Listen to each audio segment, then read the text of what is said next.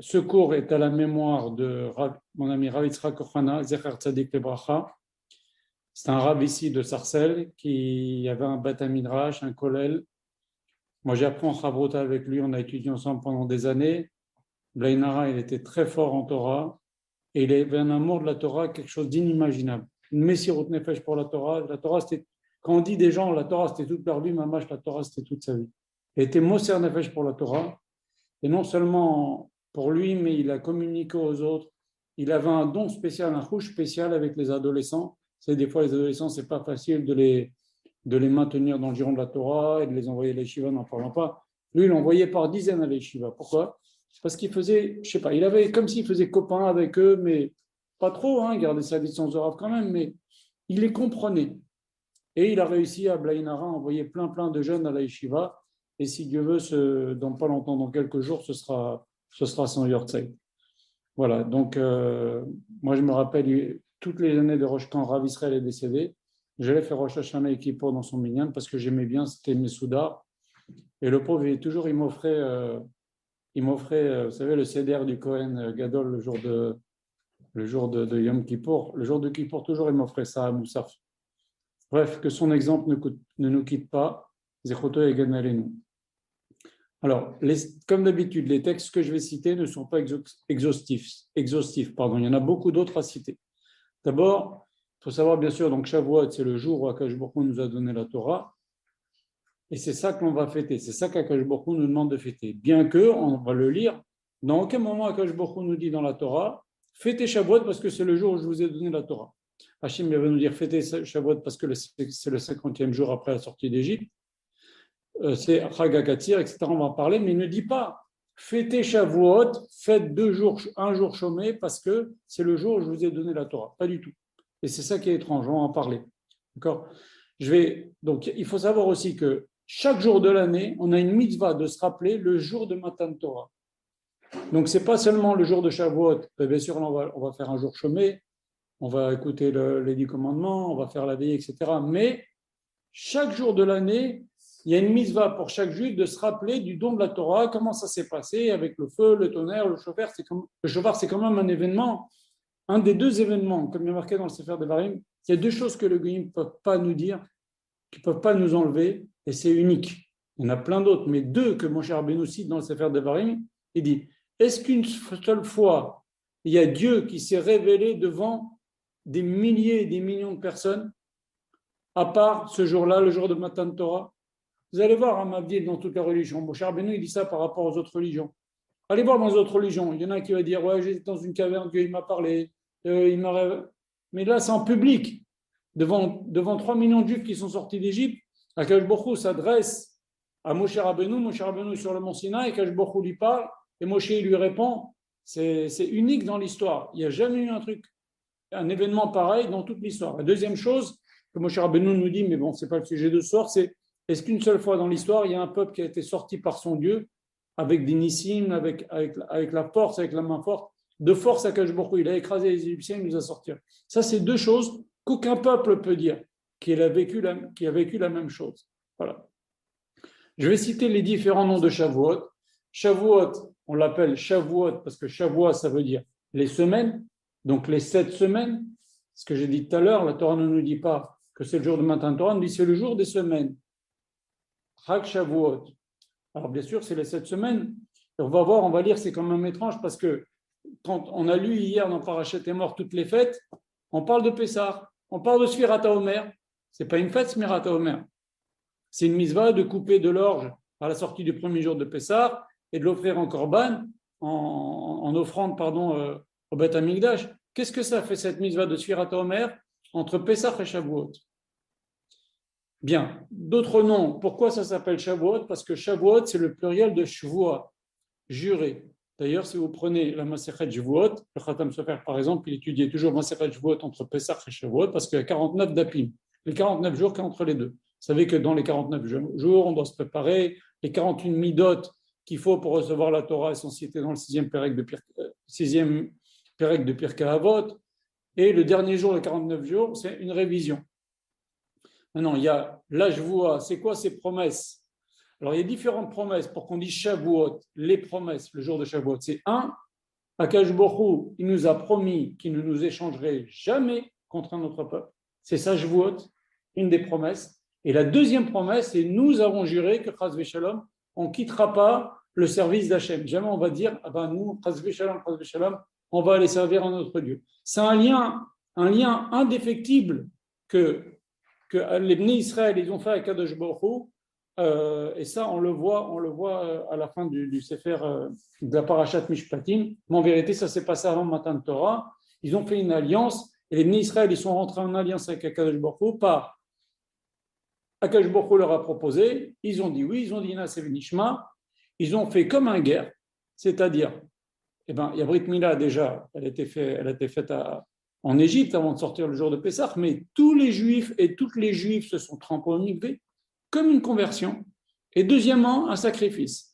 Pas chacun un sacrifice que les Bnei Israël ils ont apporté tous ensemble, c'est Moshe Rabbeinu qui l'a fait, qui a partagé, etc. Bon, c'est pas le sujet, mais en tous les cas, il y a un serment, il y a deux serments. Je vous ôte des serments, c'est un, Akadosh Baruch Hu ne nous échangera jamais contre un autre peuple. Si on ne se conduit pas bien, il va nous serrer la vis pour qu'on se réveille, pas pour nous faire du mal, pour nous récupérer derrière. Par exemple, quand il y a la destruction du temple, Akadosh Baruch Hu, il a versé sa colère sur les pierres du Beth Amikdash pour nous garder comme peuple. Jamais on est indestructible. Akadosh Baruch Hu, il a promis que jamais il y aura un endroit, un moment où il n'y aura pas de juifs. Toujours il y aura des juifs, il y aura toujours des juifs qui respectent la Torah. Il y a marqué l'otishachar mipizaro. Comprenez? Donc ça, c'est les deux Shavuot. Et nous, on a juré donc Chas v'Shalom qu'on n'échangera pas Chas v'Shalom avec Akadosh Baruch Hu contre un autre Dieu. Maintenant, encore une autre Shavuot, c'est quoi? C'est que nous avons juré de faire la Torah les dorés d'Orot. Je vous donne un exemple. Si un juif il dit, je jure que je mets les tefillin, est-ce qu'il doit faire une atarat nedarim? Pas du tout. Pourquoi? Parce qu'il a déjà juré au moment de Har Sinaï qu'il allait faire toutes les mitzvot. Donc, on ne peut pas jurer sur un serment qu'il a déjà fait. Ou est-ce qu'un juif il peut dire, je jure que je vais manger du cochon? Il n'y a même pas besoin de lui faire atarat nedarim puisque ça ne marche pas. Ça ne peut pas coller puisqu'on a juré de respecter la Torah. Donc, c'est ça les Shavuot, les serments. Okay? Ça s'appelle aussi Yom HaBikurim, parce que vous savez qu'il y a une mitzvah de la Torah qui est de prendre les fruits des 7 espèces, qui sont le blé, l'orge, la grenade, la vigne, l'olive et les dattes, et les apporter au Beth Amikdash. Alors comment ça se passait? Les premières pousses de ces arbres-là que j'ai cités. Donc un type, il voyait dans son champ un grenadier, par exemple, ou un figuier, les premières grenades qui sortent, il leur mettait un petit fil rouge, il disait ça, je vais l'apporter en bikurim au Beth Amikdash. Et quand ça commençait à en pousser pas mal, il faisait un beau panier qui décorait. Et dedans, il prenait ses prémices. Prémices, ça veut dire bikurim. Et Shavuot s'appelle Yom HaBikurim. Pourquoi? Parce qu'on apportait au Beth Amikdash les bikurim dans la période qui était entre Shavuot et Sukkot. Donc c'est pour ça que ça s'appelle Chag HaBikurim, parce que c'est le début des bikurim. Et c'était une très grande fête, qu'on apportait les bikurim. Quand quelqu'un arrivait au Beth Amikdash à apporter les bikurim, les gens ils arrêtaient de travailler, ils l'accompagnaient, il y avait des orchestres, après des mains. Et on faisait quoi? Qu'est-ce qu'il disait? Il y avait Kriyat, il disait quelque chose au moment du bikurim, il disait exactement ce qu'on dit dans le Seder. Arami, Oved Avi, Vayared Mitzrayma, et Akash Baruch Hu, je te remercie pour la terre que tu m'as donnée, etc. Donc ça s'appelle aussi donc Yom HaBikurim. Ça s'appelle aussi Chag HaKatsir Shavuot. Parce que Katsir, ça veut dire la récolte. C'est le moment où on commence à faire la récolte dans les champs. Ça s'appelle aussi, bien sûr, on va le dire dans la tefila, Zeman Matan Toratenu, mais c'est quand même étrange, puisqu'on aurait dû dire Zeman chez Akash Baruch Hu Natananu et Torah au passé. On te dit Zeman Matan Toratenu. Akash Baruch Hu nous la donne maintenant. C'est le temps où tu nous donnes la Torah maintenant. Comme on dit à Pessar, Zeman Cherotenu. On n'aurait pas dû dire ça. On aurait dû dire le moment où Akadosh Baruch Hu, il nous a sortis d'Égypte. Non, le moment où tu nous libères. Donc on va parler de ça maintenant, Bezrat Hashem. Okay? Et ça s'appelle encore autre chose. Ça s'appelle Atzeret. Shavuot s'appelle Atzeret, ce qui veut dire nous retenir. Akadosh Baruch Hu, il nous retient, et c'est exactement à l'image de Shmini Atzeret. À la fin de Sukkot, Akadosh Baruch Hu nous dit, restez encore un jour, vous allez retourner chez vous, ça me fait de la peine, restez encore un peu. C'est ça Shmini Atzeret. Et bien pareil, il va y avoir, il y a Pessah, il y a tout le travail sur les midot du Homer, Et Akash Bokhu nous dit, allez, avant de reprendre votre vie quotidienne, restez encore un jour. Le jour de Shavuot, on va le passer ensemble. C'est pour ça que ça s'appelle Atzeret. À Shavuot, il y a différents minagim. Il y a la veillée, bien sûr. La veillée avec le Tikkun, on lit tout un texte qui a été institué par le Harizal et ça reprend, on commence par lire tout le Sefer Devarim, d'ailleurs. Donc, il y a aussi le lendemain matin la lecture des 10 commandements. Ça, c'est très important. Les femmes ne sont pas obligées d'aller écouter les 10 commandements. Si elles disent, bon, c'est bien. On a l'habitude de lire. C'est très important d'écouter, par contre, pour les hommes, les 10 commandements. Les hommes, les enfants qui savent bien se tenir, c'est très, très important. On va voir ce que nous disent nos textes sur l'importance d'aller écouter les 10 commandements. Et encore une fois, si une femme avait écouté, tant mieux, elle fait une grande mitzvah d'aller écouter les 10 commandements, c'est très bien. Parce qu'Akadosh Baruch Hu, il nous dit, on va le lire, mais si on écoute les 10 commandements le jour de Shavuot, c'est comme si on les avait écoutés le jour du don de la Torah. Donc c'est très important aux yeux d'Akadosh Baruch Hu. Et pour nous, c'est bien. On lit Ruth, la Megillat Ruth, on va un peu en parler, parce que ça fait partie de Shavuot. C'est l'exemple même de la Kabbalat Torah, de recevoir sur soi la Torah, c'est Ruth. On va donner, je vais pas en parler maintenant, je vais en parler un petit peu plus tard. Et on a su le minhag de lire les Hazarot, c'est-à-dire les 613 commandements. Alors il y a différents minhags, il y en a qui disent le Rambam, il y en a qui disent d'autres rabbanim, des rishonim qui ont écrit, qui ont listé les 613 commandements. On a l'habitude de décorer la synagogue avec des branches, on les met à l'horizontale pour bien montrer que c'est pas eux qu'on adore, Chas v'Shalom, c'est pour montrer que renouvellement de la nature, récolte, voilà, et on a le droit de le faire. Et on a l'habitude de prendre un plat lacté. Alors pourquoi un plat lacté? Il y a mille premières. D'abord, une des explications, c'est que quand les Bnei Israël sont revenus de Matan Torah, vous savez qu'on dit qu'ils ont reçu les 10 commandements, mais ils ont reçu plein de commandements le jour de Matan Torah. Le jour de Matan Torah, ça a duré une journée entière. Ça n'a pas duré 5 minutes le temps de dire les 10 commandements. Ça a duré une journée entière. Et Akadosh Baruch Hu, il leur a donné, avec Moshe Rabbeinu, les Raché Prakim, les grandes règles. Ça fait que les Bnei Israël, quand ils ont reçu la Torah, ils ont entendu les 10 commandements, ils ont reçu aussi beaucoup de commandements, et quand ils sont arrivés chez eux, ils se sont retrouvés qu'ils avaient faim, ils ont dû vouloir manger, ils ne pouvaient pas, maintenant il faut faire la shrita, il faut enlever le nerf sciatique, le nerf sciatique c'est déjà avant, mais enfin, il y a des graisses interdites dans les animaux, il faut les saler, il faut faire la cachérisation, donc ils ont dit il faut bien qu'on mange. Donc qu'est-ce qu'ils ont fait? Ils ont pris des plats lactés. Donc en souvenir de ça, on prend des plats lactés. Une petite parenthèse, je reviens en arrière. Pourquoi on fait la veillée? Parce que quand Akadosh Baruch Hu, il a dit à Moshe, je vais leur donner la Torah, Moshe Rabbeinu a prévenu les Bnei Israël qu'Hachem allait leur donner la Torah. Seulement les Bnei Israël, au lieu d'être tout excités et prêts à recevoir la Torah, qu'est-ce qu'ils ont fait? Ils ont dormi. Et Moshe Rabbeinu a été obligé de les réveiller. À cause de ça, pour réparer cette faute-là qui est horrible, parce que imaginez, vous recevez un président de la République qui vient vous voir. Dans 2 heures, vous allez dormir, vous allez faire une petite sieste, vous êtes curiosité, vous êtes content. Là, c'était pareil. On aurait dû être agité, content et pas dormir. Ça ne se fait pas du tout. Donc, on répare cette chose-là. Voilà. Pourquoi on met des végétaux dans les synagogues? Parce qu'il y a marqué que quand Akadosh Baruch Hu, il a parlé au Bnei Israël, le Midrash dit que le mont Sinaï s'est recouvert de fleurs. Donc, en souvenir de ça, c'est des rappels des Midrashim, de ces choses-là. Et Laura avait dit quelque chose cette semaine d'exceptionnel. Pourquoi on prend des plats lactés? Alors ça, c'est Laura qui l'a dit. Il a dit que Moshe Rabbeinu, vous savez qu'il est né le 7 Adar. Et il est né au 6e mois. Et il y a marqué dans la Torah que sa mère n'a pas pu le cacher plus que 3 mois. Et 3 mois pile après le 7 Adar, c'est le 7 Sivan, le jour où on va recevoir la Torah. On va recevoir la Torah, même si nous on le fait le 6 Sivan, on va en parler, mais le jour en fait on a reçu la Torah, c'était le 7 Sivan. Et la Torah nous raconte quelque chose qui ne nous intéresse pas tellement. Elle nous dit, voilà, elle a sorti du Nil, elle a vu que c'est un enfant juif, elle a essayé de le faire allaiter par des goyotes, elle n'a pas réussi, Moshe n'a pas voulu. Pourquoi la Torah nous raconte tout ça? 3 mois, très précis, des goyotes, il ne veut pas boire le lait. Pourquoi? D'abord, pourquoi il ne voudrait pas boire le lait? C'est un petit enfant, est-ce qu'il sait? Alors, la Torah nous dit que, les Chachamim nous disent que il n'était pas possible et pas convenable que la bouche qui allait parler avec Moshe Rabbeinu ce jour même, le jour même où on l'a mis dans le berceau, qui était le 16 Sivan, il n'était pas convenable qu'il prenne le lait d'une goya. Même si c'est permis de prendre le lait d'une goya, il n'était pas convenable. Donc, en souvenir de ça, que Moshe Rabbeinu, il n'a pas pris le lait d'une Goya, nous prenons des plats lactés le jour de Shavuot. Voilà. Ça, c'est ce que le Rav a dit, et c'est très joli, c'est un Chidush, il n'y a que le Rav qui a dit ça. Voilà. Il y a deux choses de particulières encore le jour de Shavuot. C'est la Iloula de David Ameler, et c'est la Iloula du Baal Shem Tov. C'est quand même des jours particuliers.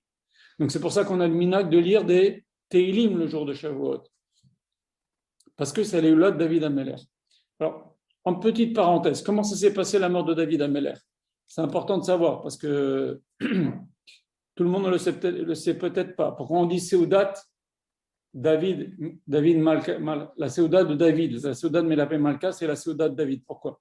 Parce que le Midrash dit que Moshe Rabbeinu, David Ameler, il a dit à Akash Borou, je sens qu'il y a le Malach Hamavet là qui me tourne autour. Tu peux me dire quel jour je vais mourir? Akash Borou lui a dit, je ne peux pas te dire quel jour tu vas mourir. Personne ne sait le jour où il meurt. Alors David Ameler a dit à Akash Borou, dis-moi au moins quel jour de la semaine? Akash Borou lui a dit, tu vas mourir Shabbat. Et donc, qu'est-ce qu'il faisait David Ameler? Il savait qu'il risquait de se faire attaquer par le Malach Hamavet le jour de Shabbat. Donc, qu'est-ce qu'il faisait? Il étudiait la Torah tout Shabbat. Il ne dormait pas, il étudiait. Et à la sortie de Shabbat, il était sûr, ce n'est pas notre cas. Mais lui, il était sûr de vivre encore une semaine. Nous, on n'est pas sûr de vivre jusqu'à Shabbat prochain. Lui, il était sûr. Et donc, il était tellement content qu'il faisait une Seuda. C'est pour ça que la Seuda de samedi soir s'appelle la Seuda de David Ameler. Et donc, on a l'habitude de lire des Teilim le jour de Shavuot. Le Baal Shem Tov, bien sûr, comment ne pas... le Baal Shem Tov, c'est le plus grand kabbaliste depuis le Harizal. Et ce qu'il a fait dans le monde, il a fait une révolution. Il a fait que tout le monde, il a fait que les gens cessent de se mortifier avec des jeûnes. Il a mis l'accent sur le fait de rapprocher les Juifs, servir Hashem Besimcha. Il a vu que les générations n'étaient plus capables comme avant, et donc il s'est occupé de chaque Juif. Il faut savoir aussi qu'à l'époque du Baal Shem Tov, il y avait, si vous voulez, c'était comme une élite, les Talmidei Chachamim. Eh ben, il y avait des synagogues de cordonniers, des synagogues de pain, des synagogues de gens qui travaillaient dans l'alimentation, mais une synagogue de Talmidei Chachamim. Et donc, ils étaient un peu dans l'élite comme ça. Et le Baal Shem Tov, il a dit, c'est pas comme ça qu'on va avancer. Il faut que tout le monde soit mélangé. Alors, qu'est-ce qu'il a fait? Il a pris la Torah à ces gens-là. Baal Shem Tov, ce qu'il a fait, c'est qu'il a pris, regardez ce qu'il a fait le Baal Shem Tov. Il a pris des petits-enfants, il leur a appris la Torah, le premier métier de Baal Shem Tov, alors qu'il était déjà immense en Torah. Il a appris avec Achia Ashiloni, même le Rabbi Shimon Bar Yochai aussi, il a appris avec Achia Ashiloni. C'est un Rav qui était au Beddin de Moshe Rabbeinu, qui est un élève de Moshe Rabbeinu et qui avait aussi appris avec le père de Moshe Rabbeinu, Achia Ashiloni. Et Achia Ashiloni, il a vécu très très longtemps, même à l'époque de Yerovam ben Nevat, ce n'est pas le sujet. Donc, il a appris déjà très jeune avec Achia Ashiloni. C'est comme si je vous dis, oui, il a appris avec Eliyahu Hanavi. Et donc, il connaissait les sodas de la Torah, quelque chose d'inimaginable, mais il a caché. Il vivait comme quelqu'un de normal. Il était moré dans une école. Et qu'est-ce qu'il a fait? Il a pris exprès des jeunes, et depuis petit, il en a fait ses élèves. Donc, les élèves, qu'on dit les élèves du Baal Shem Tov, qui sont devenus tous des grands maîtres des dynasties, Satmar, Gour, toutes les dynasties chassidiques, ils ont, quand on remonte, c'est leur ancêtre, le fondateur de cette dynastie-là, c'est un élève du Baal Shem Tov. Eh bien, les élèves du Baal Shem Tov, il ne les a pas pris adultes. C'est trop tard. Il les a pris jeunes, il les a formés jeunes, pour que déjà jeunes, la racine soit bonne. Et ils avaient tous Ruach HaKodesh. Je vous ai raconté une histoire la semaine dernière avec les élèves du Baal Shem Tov qui ont mis la main dans la poche. C'était des gens exceptionnels. On va voir après. Enfin, on en a déjà parlé. Voilà. Donc, il faut se rappeler aussi, c'est bien allumer une petite bougie avant Shavuot, le Nishmat David Ameler et le Nishmat le Baal Shem Tov. Alors maintenant, je vais vous lire quand même dans la Torah quelques passages pour savoir ce que la Torah nous dit sur Shavuot. Alors, regardez, dans Parashat Yitro, il y a marqué Bechodesh Ashlishi, Leset Ben Israël Meret Misraim, Bayom Azeh Baum Midbar Sinai. Le troisième mois, c'est donc le mois de Sivan. Les Bnei Israël sont arrivés au désert du Sinaï. Il y a marqué Ils sont partis de Rephidim, Veyaou Midbar Sinai, Veichanou Bemidbar, ils se sont installés, ils ont campé dans le désert, Veichan Sham Israël. Et les Israël, c'est marqué au singulier. Israël, il n'y a pas marqué les Israël. Veichan, il n'y a pas marqué Veichanou, ils ont campé les Israël. Veichan au singulier, Israël. Israël a campé. Ça veut nous dire quoi, nous dit Rashi? Il nous dit quelque chose d'extraordinaire. C'est que Ish Echad, Belev Echad, ils étaient unis. Et Akadosh Baruch Hu nous dit le Midrash, il n'y a pas de meilleur moment quand les Juifs sont unis pour que je leur donne ma Torah. Ça, c'est ce que dit le Midrash. Et maintenant, pourquoi il y a marqué dans le verset d'avant, ce jour-là, ils ont campé. On aurait dû dire Bayom Haou. Rachid nous dit quelque chose d'extraordinaire, c'est ce jour-là, il se reproduit chaque année. Chaque année, la Torah, ce n'est pas quelque chose d'ancien. C'est pour ça que, par exemple, dans le schéma, il y a un temps mafsik, il faut couper, il faut dire la Torah, c'est quelque chose de nouveau. C'est comme quelque chose de nouveau, nous dit Rachid sur place dans le fromage. C'est comme s'il reçoit une lettre de nouveau. Quand tu reçois une lettre d'un président, tu en es fier, tu la lis, tu es comme ça, tu la relis. Et bien la Torah, ce n'est pas quelque chose de vieux, ce n'est pas quelque chose d'ancien. C'est Bayam Mazé, aujourd'hui, tous les jours. Voilà. Et Akadosh Baruch Hu va parler à Moshe et il va lui dire la chose suivante. Il va leur dire, je saute quelques versets, Va'atem tiyuli mamlechet kohanim. Vous serez pour vous. Alors déjà, juste, excusez-moi. Il leur dit comme ça. Il dit à Moshe Rabbeinu, il dit, Moshe ala el Elokim, Moshe est monté vers Hachem, Vaikra elav Hachem, Hachem s'adressait à lui, Minahar de la montagne, il est mort, et Hachem a parlé ainsi à Moshe Rabbeinu. Il lui a dit, Kotomar le Bet Yaakov, ainsi tu parleras gentiment au Bet Yaakov. Rachid nous dit, c'est qui Bet Yaakov? Ce sont les femmes. Vetaged les Bnei Israël, et ainsi tu parleras aux Bnei Israël, aux hommes. Alors, Rachid nous dit, ça veut dire quoi? Tomar, Vetaged. Tomar, c'est un lachon raka. Rachid nous dit, aux dames, il faut leur parler avec douceur. Et aux hommes, il faut leur parler Veyaged, qui est guidin, dur comme un nerf. Parleur fort, il n'y a que ça qui comprennent. Mais aux femmes, il faut leur parler doucement. Et pourquoi aux femmes en premier? Parce que si les femmes acceptent la Torah, les enfants accepteront la Torah, les maris accepteront la Torah. Donc Hachem, il a demandé à Moshe, tu vas proposer la Torah en Israël, mais en premier aux femmes. Je ne sais pas si vous vous rendez compte, je ne sais pas si vous le saviez. Et maintenant, qu'est-ce qu'il dit à Kadosh Baruch Hu? Il dit à Moshe Rabbeinu, Va'atem tiyuli mamlechet kohanim. Vous serez pour moi un peuple de kohanim. Vegoy Kadosh, un peuple saint. Mamlechet kohanim, excusez-moi, un royaume de kohanim. Vegoy Kadosh, un peuple saint. D'accord? Alors, ça veut dire quoi, Mamlechet kohanim? Par rapport à toutes les nations du monde, on doit être, nous, comme les Kohanim par rapport dans le peuple d'Israël, si vous voulez, il y a les Bnei Israël et ceux qui font le service au temple, ce sont les Kohanim. Et bien, parmi toutes les nations, ceux qui sont le plus proches d'Hachem pour le service, ce sont nous, les Bnei Israël. C'est ça qu'Akadosh Baruch Hu veut nous dire. Vous serez Mamlechet Kohanim. Et c'est quoi Goy Kadosh? Goy Kadosh, Rashi nous dit que au moment où les Bnei Israël vont recevoir la Torah, Hachem va parler, va dire, je suis l'Éternel, tu n'auras pas d'autre Dieu que moi. Leur neshama va sortir, ils vont mourir.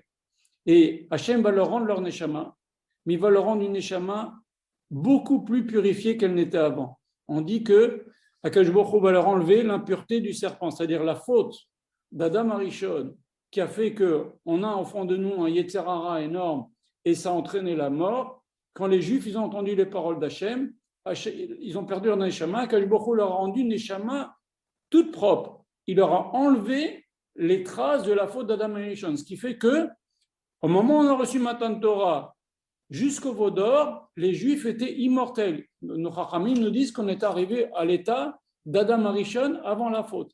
Donc c'est ça, Goy Kadosh.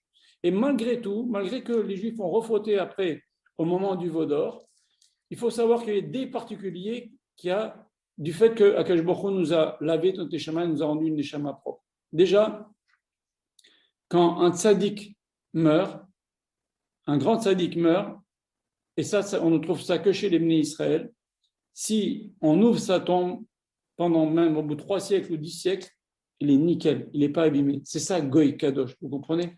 Il y avait encore autre chose, mais bon, ça s'est perdu. Mais bon, on a quand même, vous savez, quand vous mettez à côté des gens qui ne sont pas juifs, et bien, avec tout le respect que l'on a, chacun a son rôle dans le monde, mais on est très différents. C'est ça qu'on nous dit. On est très différents. Voilà. Et donc, Moshe Rabbeinu, il est censé parler au Bnei Israël. Et voilà, qu'est-ce que fait Moshe Rabbeinu? Il ne fait pas ce qu'Hachem lui dit. Hachem lui dit, parle au Bnei Israël. Vous lui direz que je suis Goy Kadosh Mamlechet Kohanim. Et voilà, qu'est-ce que fait Moshe?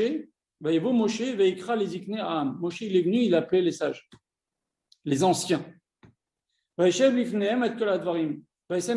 a mis devant eux toutes les paroles qu'Hachem avait ordonnées. Et pourquoi Moshe Rabbeinu n'a pas parlé au peuple comme Hachem lui avait demandé? Le Midrash dit que Moshe Rabbeinu, il avait peur que parmi les Israël, il y a des gens qui vont dire « Ah non, on ne veut pas, etc. » Qu'est-ce qu'il a fait? Il a proposé la Torah aux anciens et les Israël, ils se sont agglutinés pour voir ce que Moshe Rabbeinu allait leur proposer. Et quand ils ont vu que les anciens, bien sûr, ils ont dit oui, tout le peuple, a marqué le verset d'après. Veyanu kol ha'am, Moshe Rabbeinu ne s'est pas adressé à eux, il s'est adressé aux Écanim, mais ça, il faut le lire dans le texte. Veyanu kol ha'am, le peuple a répondu, Yardav ensemble, Vayomu kol asher dibera Hashem naaseh. Ils ont dit à Hashem, naaseh, on fera. Ok? Naaseh venishma, c'est dit aussi à la fin de Mishpati, mais après l'alliance, quand ils ont fait les korbanot, etc., c'est un petit peu plus tard. Avant Matan Torah, les Juifs, ils ont dit encore naaseh venishma. Voilà. Donc, ça, c'est les événements, comment ils se sont passés.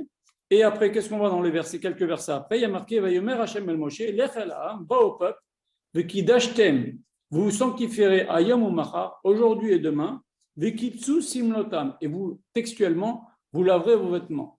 Alors, il faut savoir, à chaque fois que dans la Torah, il y a marqué vekitsu simlotam, vous laverez vos vêtements, Akadosh Baruch Hu veut nous dire, tu dois aller au mikvé. C'est ça que ça veut dire. À chaque fois, il y a marqué dans la Torah vekitsu simlotam, ça veut dire il doit aller au mikvé. Donc, les Israël ont tous fait un mikvé, hommes et femmes.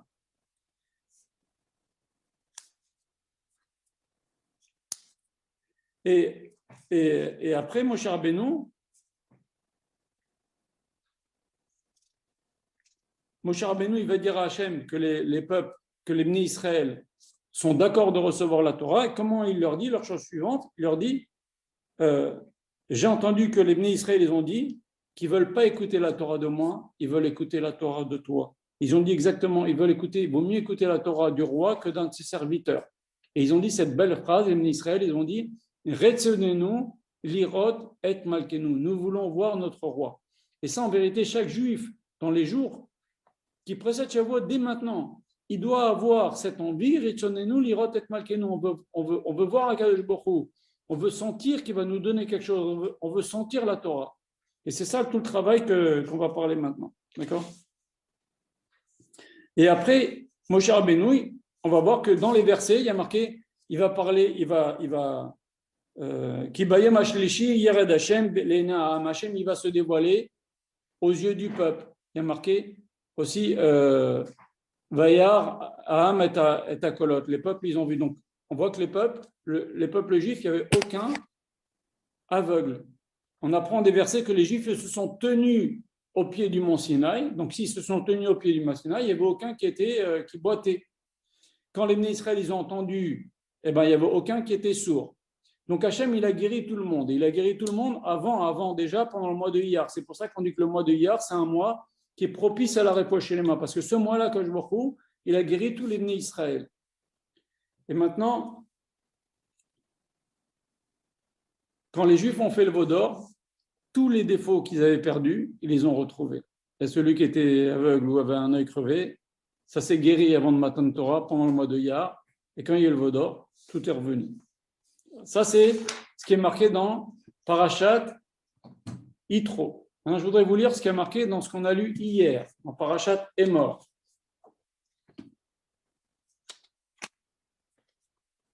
Donc, la Torah nous parle, elle est Moed Hashem, elle nous parle de la fête de Pessah, en premier, puisque c'est le premier mois dans la Torah, on compte à partir de Nissan. Nissan, c'est le premier mois. Et après, une fois qu'Akadosh Baruch Hu nous a donné les mitzvot de Pessah, qu'est-ce qu'il nous dit? Daber Hashem el Moshe les morts, Daber Bnei Israël, V'marta Elahem, Kitabu el Haaretz Asher Ani Noten Livnei Israël, Noten Lachem. Quand vous irez dans la terre que je vous ai donnée, Uksartem et Ketzira, Vevatem et Omer Reshit Ketzirechem et la Kohen. Vous couperez de l'orge et vous l'apporterez au Beth Amikdash. Qu'est-ce que vient faire cette mitzvah du Homer dans les fêtes? Parce que là, après, on va parler de Shavuot. Qu'est-ce qu'elle vient faire cette mitzvah du Homer? Ça vient nous apprendre que, et après, regardez ce que nous dit la Torah, elle nous dit,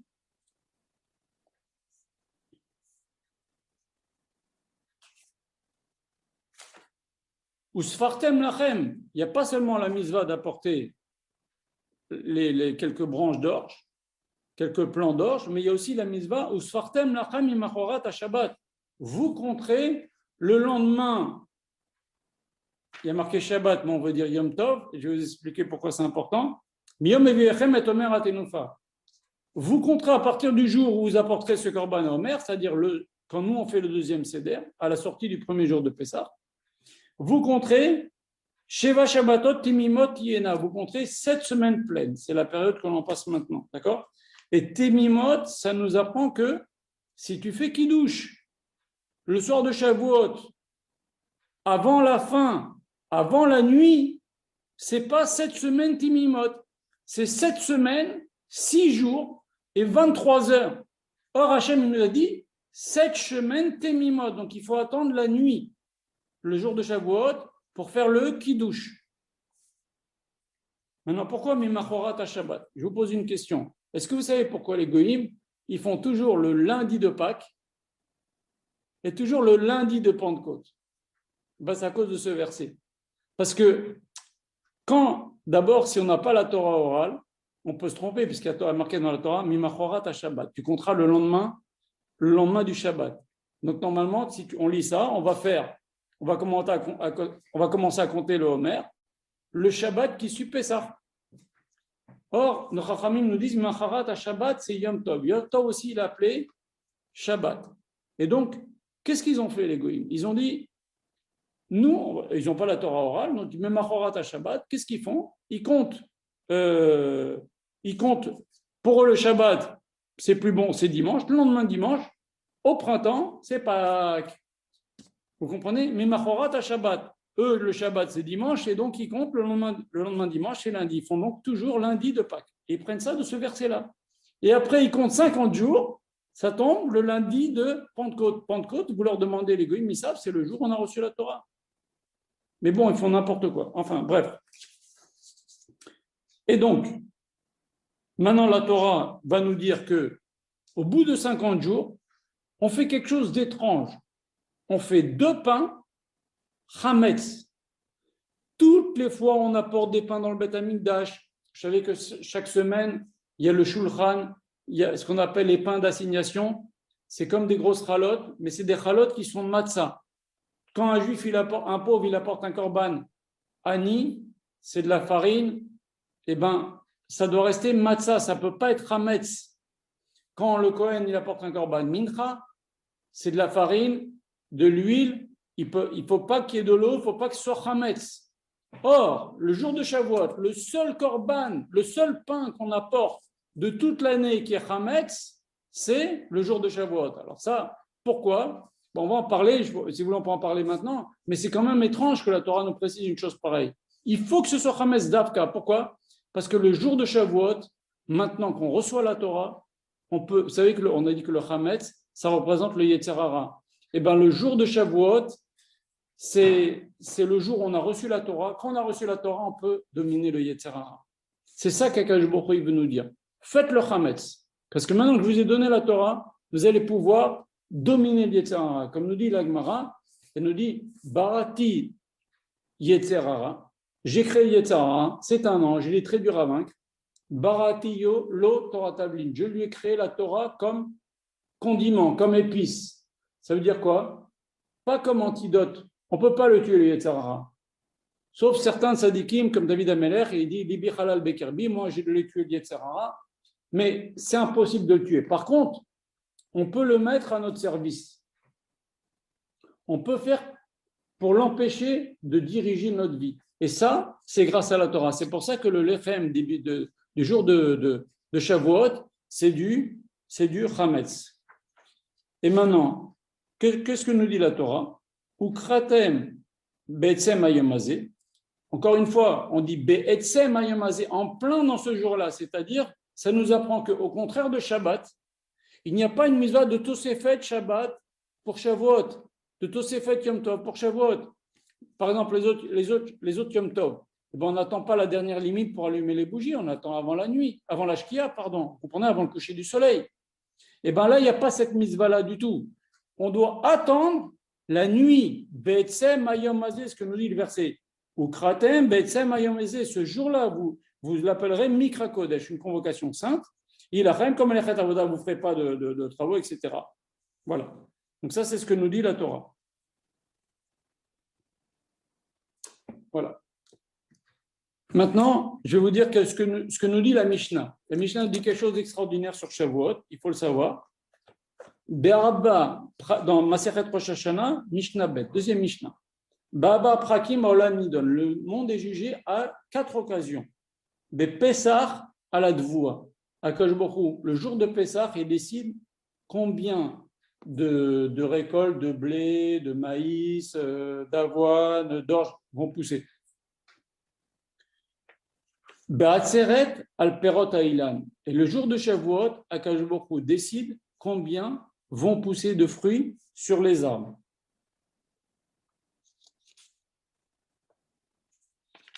Et c'est pour ça que nos Chachamim nous disent, c'est pour ça qu'Hachem il veut qu'on apporte ces 2 pains, parce que ça symbolise la bracha qu'on va avoir. Et Hachem il dit, apportez-moi ces 2 pains, comme ça je bénis les fruits des arbres ce jour-là, le jour de Shavuot. D'accord?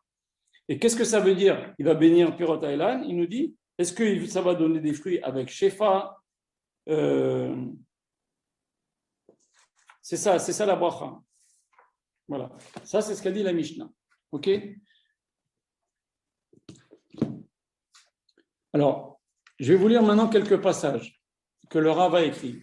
Une Gemara extraordinaire, c'est dans une Gemara dans Yerushalmi.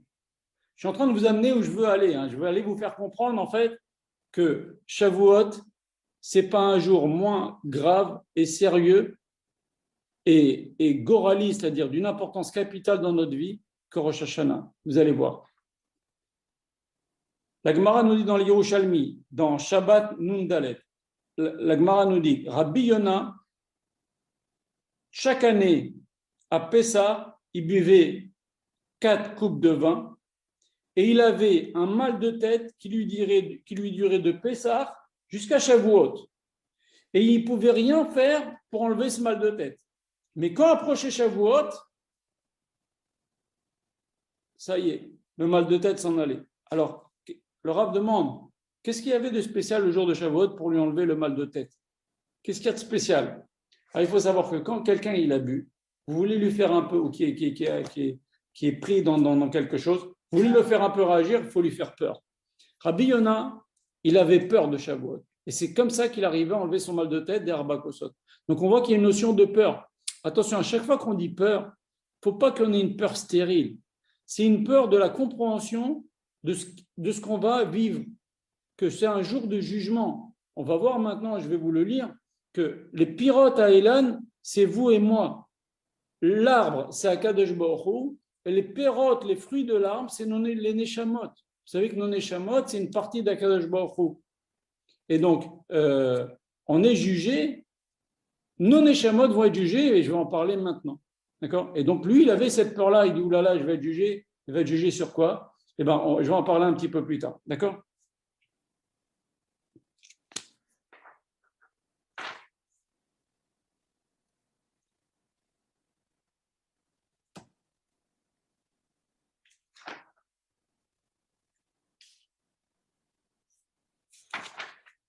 Je vais vous lire un autre passage que le Rav a écrit. Il y a marqué dans la Gemara, guerre Sheba les Gaïer, lorsqu'un converti vient se convertir. On lui dit pas que les choses les plus graves, on lui dit un peu de choses graves, un peu de choses pas graves, pour voir qu'ils comprennent que le judaïsme, c'est pas ça, je fais que les choses graves et les choses pas graves. Non, tout est détaillé dans la Torah. C'est au millimètre. Donc on lui apprend cette chose-là. Maintenant, le Rav rebondit, et c'est pas lui déjà, c'est le Chida qui avait rebondi avant lui. Il dit comment ça se fait que la Gemara nous dit guerre chez Bal et Gaïer. On aurait dû dire, au lieu de dire, comme dit la Gemara, un converti qui vient se convertir, on aurait dû dire un goy qui vient se convertir. Alors le Rav, il répond comme ça. Il dit qu'il faut savoir qu'un converti, c'est quoi? C'est le résultat. Vous savez que Kadosh Baruch Hu, on va voir au début de Vezot HaBeracha, Hashem Miseir Lamo, Me'ar Paran, Kadosh Baruch Hu, il a proposé la Torah à toutes les nations avant de nous donner la Torah. Et regardez ce que disent nos textes. Akash Baruch Hu a proposé la Torah à Esav, et Esav, il a dit à Hashem, qu'est-ce qui a marqué dans la Torah? Akash Baruch Hu lui a dit, dans la Torah, il y a marqué, tu ne tueras point. Esav lui a dit, non, moi je ne peux pas, la bracha de Yitzhak, c'est je vivrai grâce à l'épée. Hashem a proposé la Torah à Ishmaël.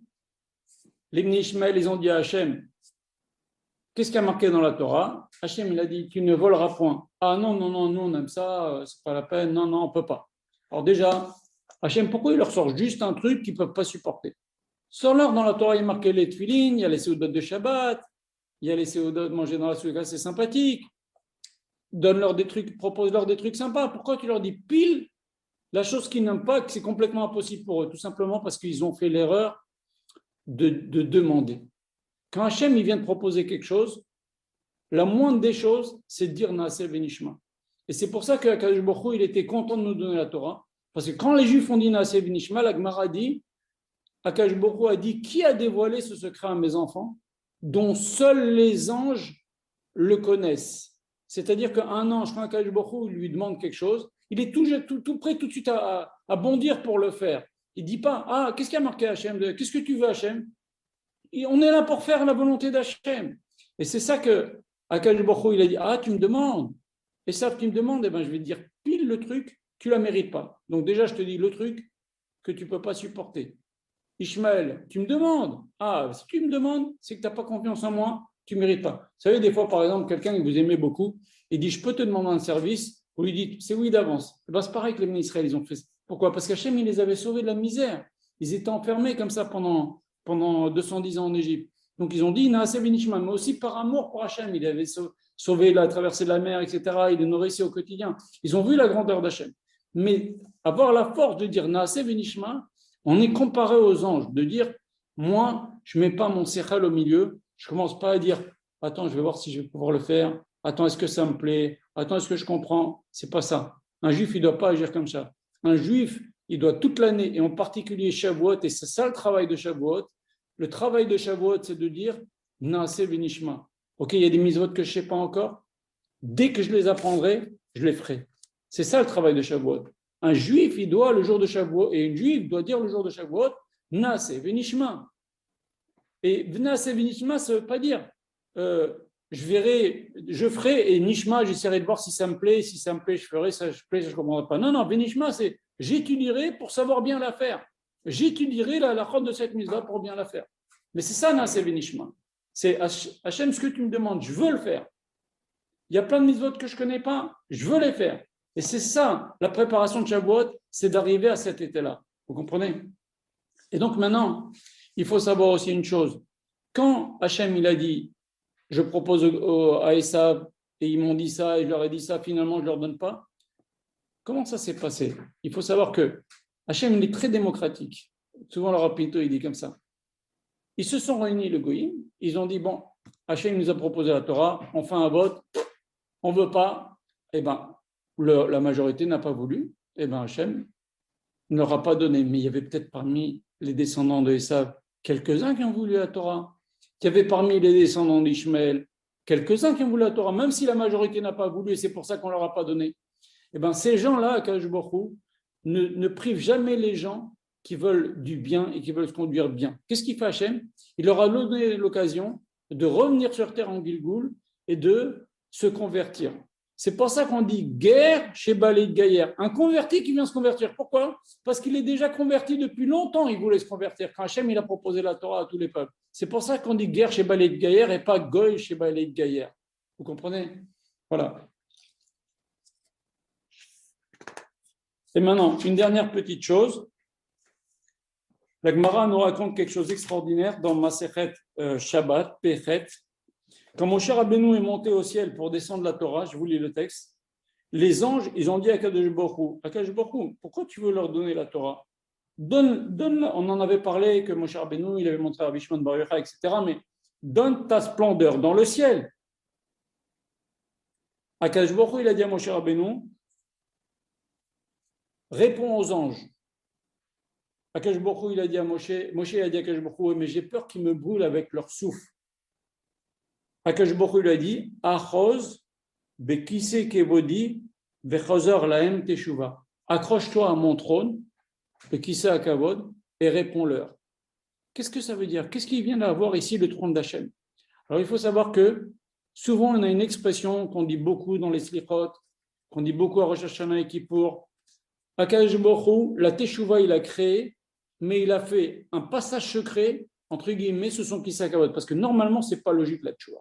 Si quelqu'un, je lui mets une claque et je lui dis pardon, eh ben, dis-moi, tu vas pas revenir la machine à remonter le temps comme si tu m'avais jamais donné la claque. Or, la teshuva, c'est ça.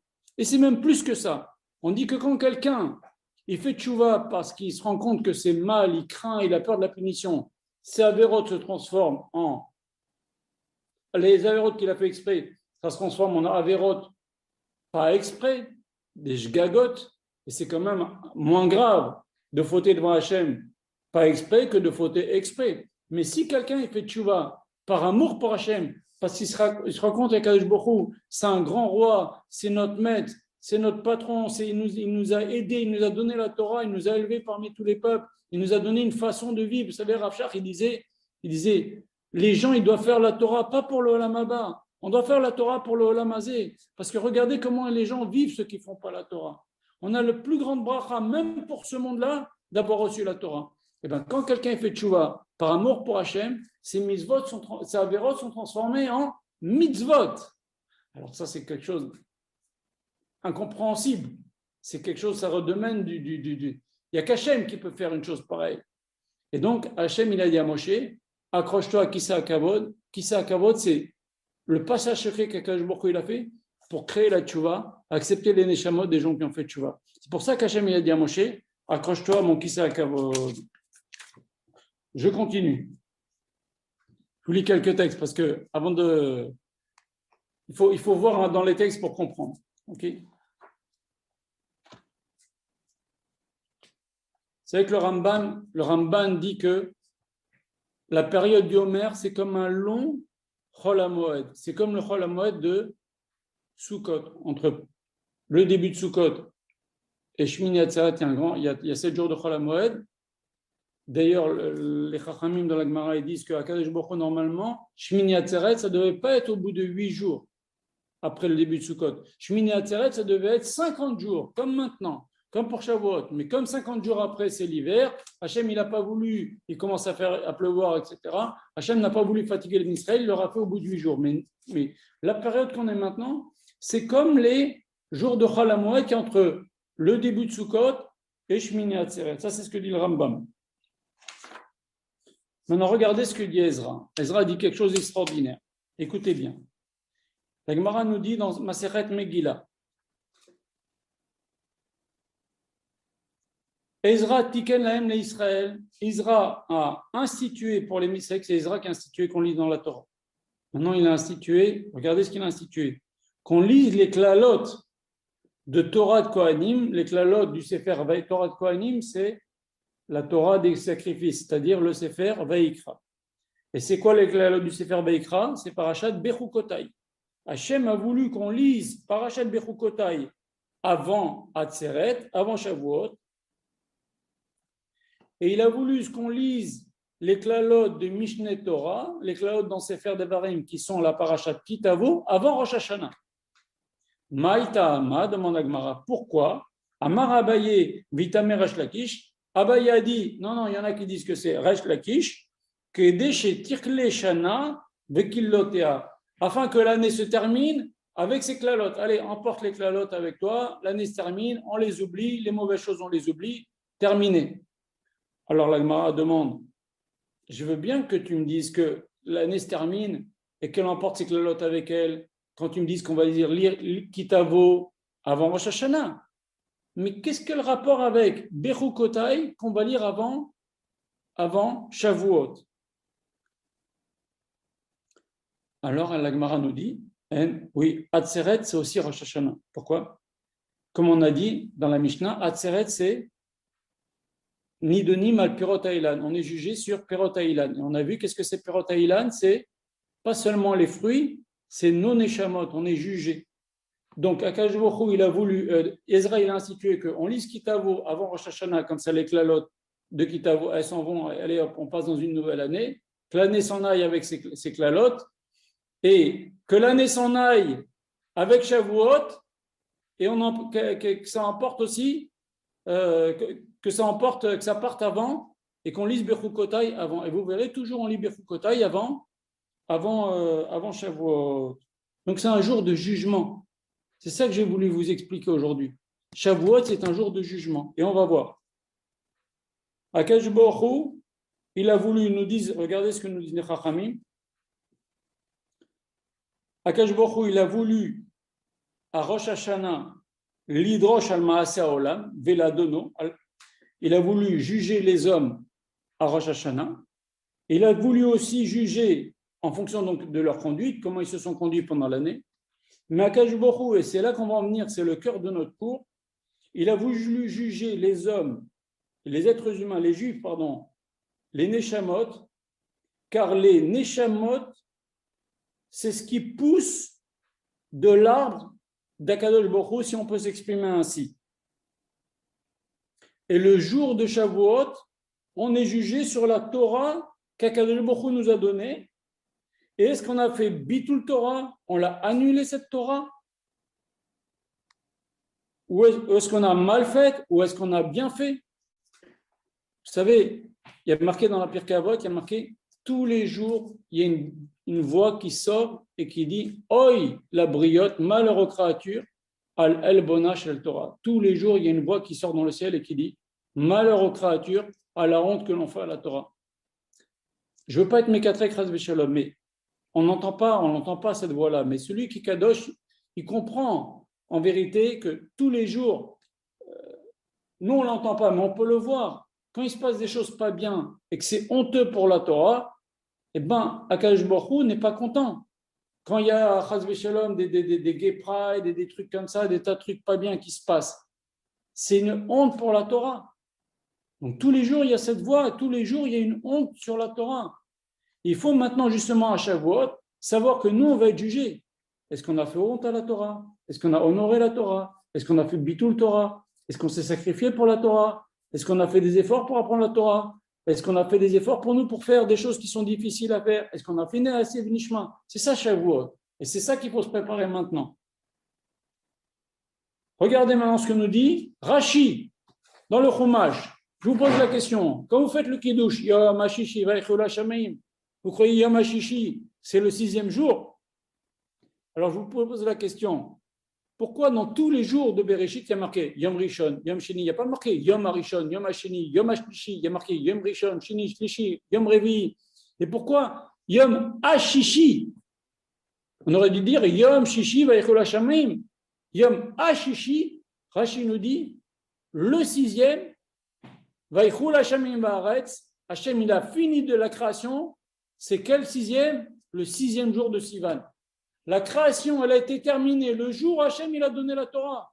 Parce que Imlo Bareti Yomam Balayla, Chukot Shamim Baret le Samti. S'il n'y avait pas la Torah que les Juifs vont étudier jour et nuit, Akadosh Baruch Hu, il n'aurait pas créé toute cette terre et toutes ces choses de mal qui se passent dans le monde.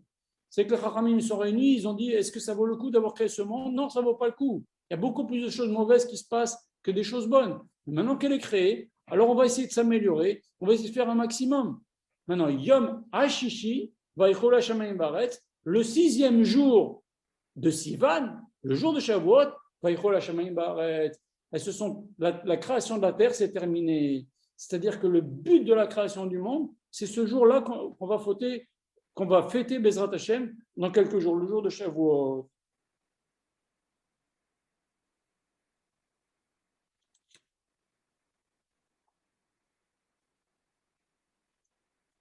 Maintenant, une règle aussi dans la Gemara qui dit quelque chose d'extraordinaire dans la Sechet Psachim. Elle nous dit Akol modim batzeret de bainan lachem. Alors vous savez qu'il y a une marque locale dans la Gemara. Est-ce que le Yom Tov c'est fait pour étudier la Torah ou est-ce que c'est fait pour bien manger et bien boire? Alors il y en a qui disent que non, Yom Tov c'est fait pour étudier. L'onatna Shabbatot v'yamim tovim l'Israël et la kedesh ilmedu Torah. Il y a une Gemara qui dit qu'Akadosh Baruch Hu, il a donné le Shabbat et le Yom Tov pour qu'on étudie la Torah. La semaine, tu cours, tu trucs, tu n'as pas beaucoup de temps d'étudier beaucoup. Mais le Shabbat, tu l'étudies un maximum. Et d'ailleurs, encore plus, les gens qui n'étudient pas beaucoup la semaine, ils doivent se rattraper, étudier comme un malade le Shabbat. Donc, maintenant qu'il y a Shavuot, pareil. Et les Yamim Tovim en règle générale, pareil.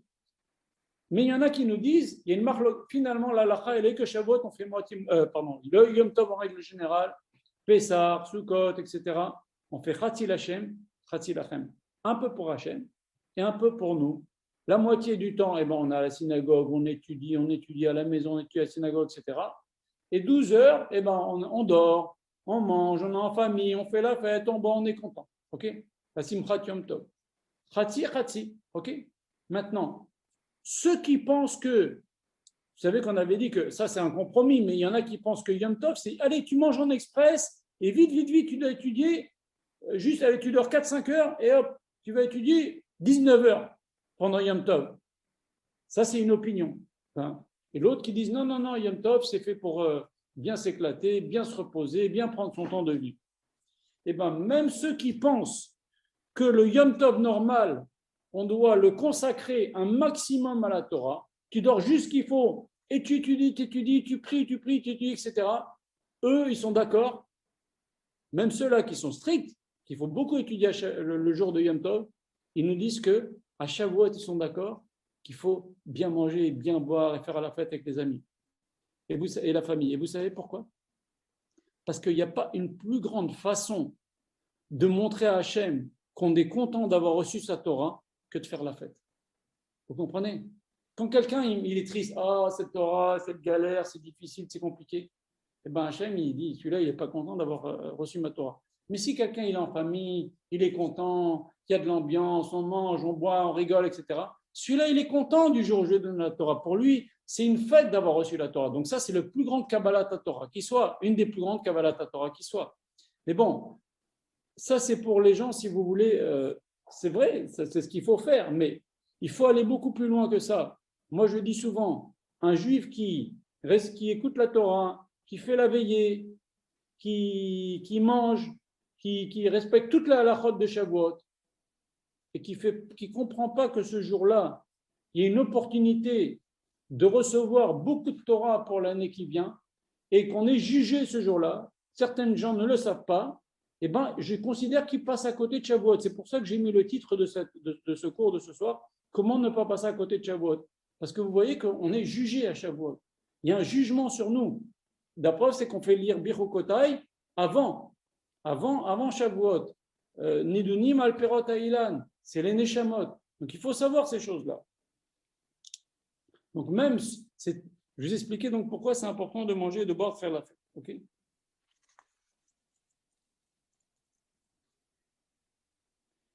Le Rambam, il dit quelque chose d'incroyable. Et ça, c'est des choses qu'on apprend beaucoup avant Kippour. Regardez ce que dit le Rambam.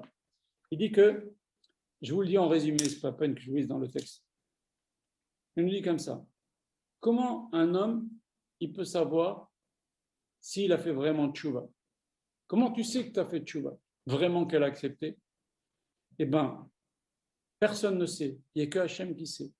En fait, il n'y a que Hachem qui sait si on met la personne en tentation, et là, avec la Kabbalah qu'il a pris, l'engagement qu'il a pris, il ne refautera pas. Il n'y a que Hachem qui sait cette chose-là. Même l'homme, il peut avoir pris sur lui, il doit faire attention. D'ailleurs, on le dit dans la tefila de Kippour, on dit, je m'engagerai bien à plus jamais refaire, mais le Yetzer Hara, c'est un ange de feu. Mais il ratson Hachem que tu m'aides, que je ne refaute pas. D'ailleurs, on le dit tous les soirs dans la mapi. D'accord? Donc mais Hachem, il y a une Nekuda où l'homme il a tellement regretté ce qu'il a fait de mal que Hachem il dit alors là lui moi je sais que je peux lui donner une épreuve, il ne retombera pas. Pour Shavuot c'est exactement pareil. Est-ce que maintenant Akadosh Baruch Hu il va témoigner que si tu étais un matin de Torah, tu serais content de recevoir la Torah? Est-ce que si tu étais un matin de Torah, tu aurais dit Naaseh V'Nishma? C'est ça le jour du jugement. Comme à Rosh Hashanah, Hachem il témoigne, oui, il a fait tchouva. Lui, je sais qu'il a fait tchouva, il ne retombera pas. Eh bien, est-ce qu'à Shavuot, Hachem il nous juge, est-ce qu'il va pouvoir témoigner sur nous et nous dire, lui, il est content de recevoir la Torah. Lui, il veut. Et si je lui donne s'il n'a fait pas encore certaines mitzvot, c'est parce qu'il ne les connaît pas encore. Et le jour où il va les avoir, il ne va pas commencer à grogner, oui, pourquoi, comment il va les faire. Simcha. En vérité, on doit montrer à Kadosh Baruch Hu le jour de Shavuot, c'est donne-moi des mitzvot, je veux les faire. En potentiel, je suis sur un starting block. Donne-moi. C'est ça l'attitude du juge à Shavuot. Et bien sûr, pour arriver à ça, il faut number one. C'est pour ça quand il y a tout ce travail pendant le mois de Homer, c'est le travail sur les midot. S'il n'y a pas de midot, il n'y a pas de Torah. Vous savez qu'on avait parlé le premier jour sur Rabbi Akiba, il y a la Torah, c'est Samachaim ou Samamavet. Si quelqu'un il a des mauvaises midot, plus il va prendre de Torah et plus il va faire n'importe quoi, comme Korach ou Achitophel. C'était des géants en Torah. Même les plus grands rabbinim aujourd'hui n'arrivent pas à leur cheville. Mais c'était des voyous. Parce qu'ils avaient des mauvaises midotes à l'intérieur. Et donc la Torah leur a fait encore plus croire qu'ils méritaient le kavod pour Korach ou ci ou ça ou ça. Comprenez? Donc il faut, avant le matin de Torah, nettoyer. En ce moment-là, le Rav, depuis hier, il n'arrête pas, il en parle, il faut se nettoyer, il faut avoir la crainte de Shavuot. Il faut arriver propre devant Hachem. Et la Torah, si on veut la construire et si on veut la recevoir, il faut nettoyer les midot. Comme j'ai dit une fois dans le groupe, Rabbi Chaim Vital, il pose la question, pourquoi dans la Torah, il n'est pas marqué qu'on doit travailler ses midot et qu'on doit arriver avec des bonnes midot? Parce qu'il dit, c'est un préalable. C'est un préalable. Pourquoi il est marqué dans la Torah? Il n'y a pas marqué dans la Torah, tu vivras, et ben tu feras les midot. C'est évident, tu ne peux pas faire les midot si tu n'es pas vivant, ben pareil. Tu ne peux pas te demander dans la Torah, tu dois avoir des bonnes midot, parce que c'est évident. Tu ne peux pas faire la Torah sur des mauvaises midot. Tu construis sur de la base, c'est mauvais. Maintenant, il faut savoir aussi que quand Akadosh Baruch Hu nous a choisis, écoutez bien, quand on dit Goy Kadosh ou Mamlechet Kohanim, il faut savoir que à chaque fois qu'un juif fait une mitzvah ou une avera, il a une influence sur le monde entier, sur les mondes supérieurs et sur le monde entier. Et les Chachamim, ils nous disent, tout ce qui se passe dans le monde, les guerres qu'il y a dans le monde, c'est à cause de nous, c'est pour nous faire réfléchir. 2 fois, c'est marqué dans le Chumash que quand il y a des malheurs dans le monde, c'est pour faire réfléchir les Juifs. Donc en vérité, dès qu'il y a quelque chose qui ne va pas, Akadosh Baruch Hu nous donne des choses pour nous faire réfléchir. Mais quand on fait les mitzvot, on amène des brachot dans le monde. Vous savez que quand, par exemple, on fait le Sukkot, j'en ai parlé, on apporte la pluie dans le monde entier. Toutes les mitzvot, quand les Juifs ils sont méritants, il y a la bracha dans le monde, il y a des tas de bonnes choses qui se passent, même pour les nations. Vous comprenez? Mais ça, ce pouvoir-là d'interférer et d'influencer ce qui se passe dans le monde entier, ça aussi, ça nous a été donné à Shavuot. C'est un pouvoir énorme.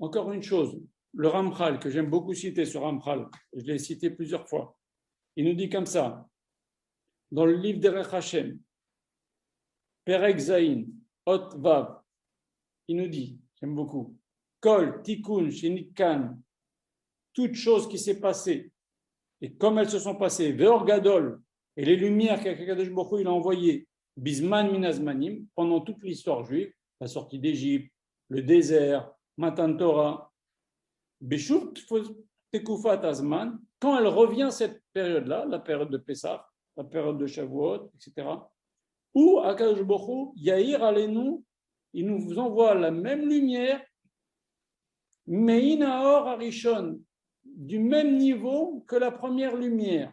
C'est-à-dire qu'il y a un corps de délivrance à Pessah, le jour où on est sorti d'Égypte, il y a 3300 ans, ben chaque année à Pessah, il y a un corps de délivrance. C'est pour ça que Nacharamim nous disent, on est sorti d'Égypte à Pessah, on sortira de la galoute à Pessah. Vous comprenez? Cette chose-là qui s'est passée, Elle est fixée maintenant dans le calendrier. Et nous, on avons dans le calendrier et on va retomber dessus. On va retomber sur un cohort de Netinat Torah dans quelques jours, le jour de Shavuot. Ça va revenir. Et donc, il faut aussi se préparer à ça. Il y a l'occasion pour chaque juif de puiser de la Torah. Parce que quand Hachem il va nous juger, il ne va pas nous dire « Ah, il est gentil, il est méchant ». Il va aussi décider, il a bien fait ou il a mal fait. Hachem, il va voir, celui-là, il aime la Torah, je vais lui donner l'occasion d'apprendre. Et l'occasion, ce n'est pas seulement au niveau spirituel, je vais lui donner aussi la bonne santé pour pouvoir apprendre. Je vais lui donner aussi la parnassa pour qu'il ait le temps d'apprendre, etc., etc. Donc c'est un jour gorali, surtout pour les Bnei Torah. Plus Akash Baruch Hu va nous donner de la Torah ce jour-là, et plus on va pouvoir pendant toute l'année apprendre, tomber sur des chidushim, tomber sur des choses qu'on ne savait pas, retenir. C'est une bracha de pouvoir retenir la Torah. On peut oublier, comprenez? Hachem, il va nous donner toutes ces choses-là le jour de Shavuot. Voilà, et je vais vous lire encore quelques passages pour qu'on comprenne bien ce qui se passe le jour de Shavuot. Déjà, il faut voir que dans la Torah, on l'a vu, le 50e jour, c'est Shavuot, mais il n'y a pas marqué le jour du don de la Torah. Donc il faut croire que Shavuot dépend de Pessah, puisqu'il y a marqué dans la Torah, vous sortirez d'Égypte, Ta'avdun et Elohim, et vous servirez l'Éternel. Le Nun Ta'avdun, il ne sert à rien. Juste pour nous dire, Nun c'est 50. Au bout de 50 jours, vous servirez l'Éternel. Donc le but de la sortie d'Égypte, c'est pour arriver à Shavuot. Et c'est pour ça que la Torah ne nous dit pas vous fêterez Shavuot le 6 Sivan. Ce n'est pas marqué dans Shulchan Aruch ni dans la Torah. Vous fêterez Shavuot le 6 Sivan. Ah voilà, maintenant on fait toujours le 6 Sivan. Alors il faut savoir que maintenant que le calendrier n'est plus en fonction de la lune, mais à l'époque, vous savez ce que dit la Gemara nous dit la chose suivante. Dans Masechet Rosh Hashanah, Bezman shayu mekadeshim et hachodesh al pi re'iyah, à l'époque du Beth Amikdash où on sanctifiait les fêtes en fonction de la vision de la nouvelle lune, eh ben, le jour de Shavuot pouvait tomber le 5 Sivan, le 6 Sivan et le 7 Sivan, en fonction de si les jours qui précèdent, c'est des jours de 30 jours ou des jours de 29 jours, en fonction de la nouvelle lune. Aujourd'hui, ce n'est plus comme ça. On sait très bien, c'est fixé comme ça, 50 jours après Pessah, c'est Shavuot. Ça tombe le 6 Sivan. Mais à l'époque, ce n'était pas forcé. On pouvait fêter Shavuot si c'était le 50e jour en fonction de Pessah. Donc ça ne pouvait pas forcément tomber le 6 ou le 7, ça pouvait tomber même le 5.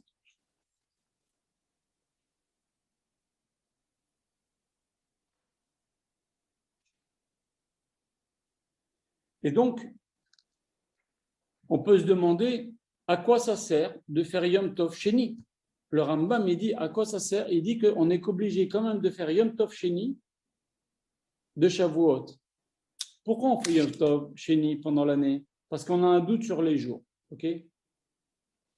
Bon, ça faut étudier Masechet Rosh Hashanah pour comprendre ce que je veux dire, mais c'était pas très sûr. Alors dans le doute, on a gardé ce doute-là pour les générations. Et aussi les Chachamim, ils ont eu un calcul qu'en route la Retz, quand on fait 2 jours de Yom Tov, on a l'occasion de se renforcer. Mais maintenant, il n'y a pas de sens de faire Yom Tov Sheni à Shavuot. Pourquoi? Parce qu'il n'y a pas de doute sur Shavuot. Tu sais quand c'est Pessah, tu sais forcément quand c'est Shavuot. Tu n'as pas de doute. C'est 50 jours.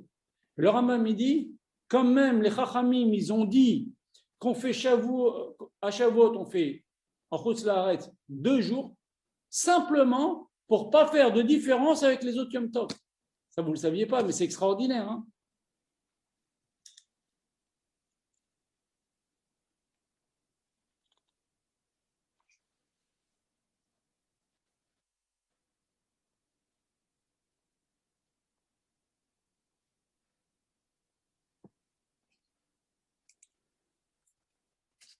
Pourquoi Shavuot a été donné pendant le mois du Gémeaux? Gémeaux, c'est comme les jumeaux, c'est 2, parce qu'on a reçu 2 choses. On a reçu Torah Shebirtav, Torah Shebelpeh.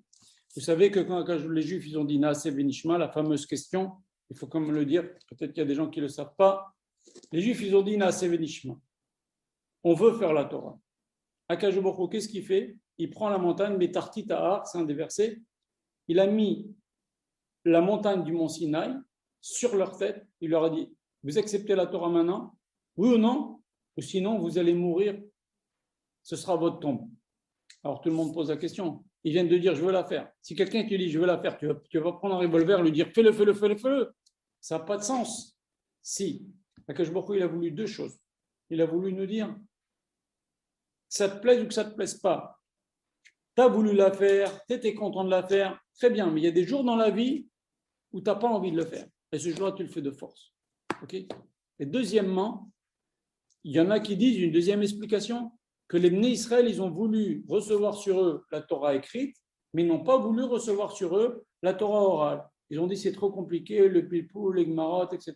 Non, non, on ne veut pas, non, merci. Hachem, il leur a mis ça sur la tête. Il leur a dit, voilà, la Torah orale, ça va avec, c'est un pack. On a reçu les deux.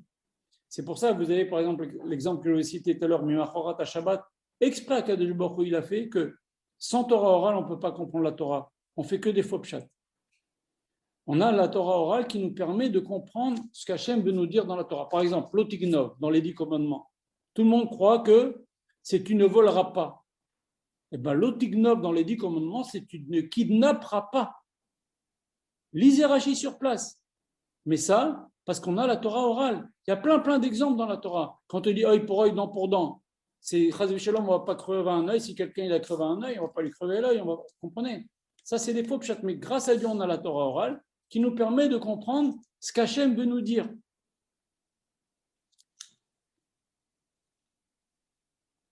Donc, les Juifs, Hachem, il leur a forcé à recevoir la Torah orale parce que c'était la condition sine qua non pour ne pas se faire piquer la Torah par les goïms, qui ne la comprennent pas, et il n'y a que nous qui connaissons les clés de la Torah. Comment l'expliquer, comment faire la dracha, les midot chez Torah nidrashet bahem. Et à Purim, il s'est passé quelque chose d'extraordinaire, c'est qu'il y a marqué qui mouve et qui blou. Juste à la fin de Purim, on dit que les Bnei Israël, ils ont voulu recevoir la Torah orale et ils ont demandé la Torah orale. Et là, c'est encore plus grand que le jour de Matan Torah. C'est pour ça qu'on dit c'est Kippourim, c'est plus que Purim. Pardon, Kippour, c'est moins que Purim, entre guillemets. Pourquoi? Parce que à Purim, les Juifs, ils ont dit, oh, mais on était tellement bêtards, ils avaient tellement peur de se faire tuer, qu'ils ont dit, on veut recevoir même la Torah orale. Et donc, la première fois, ils ont été forcés de recevoir la Torah orale, mais à Purim, ils l'ont demandé. Alors, je vais, on fait un petit break, je vous laisse poser des questions. Et puis on va entamer d'autres petites choses derrière. Est-ce que si vous voulez prendre la parole, vous ouvrez les micros et vous demandez ce que vous voulez. Est-ce que vous avez des questions? Emilio, bonsoir. Bonsoir. Alors, tu as expliqué tout à l'heure qu'il y avait des goïms qui, à l'époque, ils voulaient quand même la Torah. Bien que la majorité ont refusé. Oui. Alors, on explique que ces Neshamot-là, on les a récupérés et on les récupère encore aujourd'hui. Absolument, c'est ce que j'ai dit, oui. On parle bien évidemment de gens qui veulent se convertir sincèrement. On ne parle pas de conversion par convenance. Oui.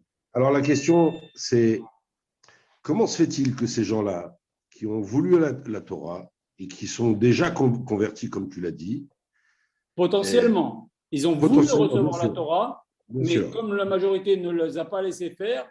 Voilà. Ils ont suivi le groupe, mais en tout cas, au fond d'eux-mêmes, ils voulaient la Torah. Oui. Mais comment se fait-il qu'aujourd'hui, quand un non-juif sincère veut se convertir, on lui met des freins pour l'accepter dans le Ham Israël. On lui donne beaucoup de barrières pour. Alors bon, on peut dire pour voir si vraiment il veut prendre le joug de la Torah. Mais compte tenu qu'ils ont déjà accepté dans une autre vie cette Torah, aujourd'hui on voit que la conversion elle est compliquée. Elle est même très compliquée chez nous. On ne fait pas de prosélytisme, mais on voit que c'est très compliqué pour les gens qui veulent se convertir. Donc, c'est ça ma question. Alors, je vais te répondre. Déjà, il y a deux questions. Hein. C'est pourquoi on leur met des barrières. Ça, on apprend de route. Que non, Oui, elle les a repoussés. Elle a dit non, non, laissez retourner chez vous. On essaye un peu de tester leur volonté. OK? Et maintenant, il faut savoir qu'il y a deux catégories de guerre. Il y a le guerre dont la Neshama faisait partie de ceux qui ont dit mais moi, je voudrais bien la Torah. Ah, l'Europe ne veut pas, ben, on ne l'aura pas, ben, tant pis, mais moi, je l'aurais bien voulu. Si c'est tenait qu'à moi, je l'aurais fait. Ça, c'est le vrai guerre. Et celui-là, de toute oui. façon, si on le repousse un peu, il va dire non, non, non, je veux, je veux, je veux, je veux, je veux. Il y a aussi des guerres qui sont là parce qu'ils veulent se marier, parce que les Juifs, ils sont au top, ou si vous savez qu'à l'époque David Ameller, on ne recevait pas les guérims. Parce que quand les Juifs sont au top, il y a beaucoup de goïms qui veulent se convertir. Donc en fait, on est en train de tester quel genre de guerre que c'est. Est-ce que c'est une guerre sincère, comme ceux-là dont on a parlé, ou c'est un type qui est là opportuniste? D'accord. Donc, ça permet de distinguer le vrai guerre du faux, en quelque Absolument, sorte. absolument, Voilà. absolument. Bien qu'on voit qu'aujourd'hui, il y a quand même des coulottes qui sont faites pour justement sauver le conjoint qui serait juif avant même qu'il soit converti. Il y a des coulottes qui sont faites pour justement éviter de perdre un juif. On accepte justement quelqu'un qui se convertirait par convenance. Et là, ça démontre des choses un Ça peu. dépend, Voilà, il y a des c'est. culottes. Ça dépend. Si tu vas chez les orthodoxes, il n'y a pas tellement de culottes. Mais enfin bon, ce n'est pas le sujet. Est-ce que Non. vous avez des sujets sur Shavuot? Excuse-moi, Bruno. Vous avez des sujets sur Oui, Shavuot? je t'en prie.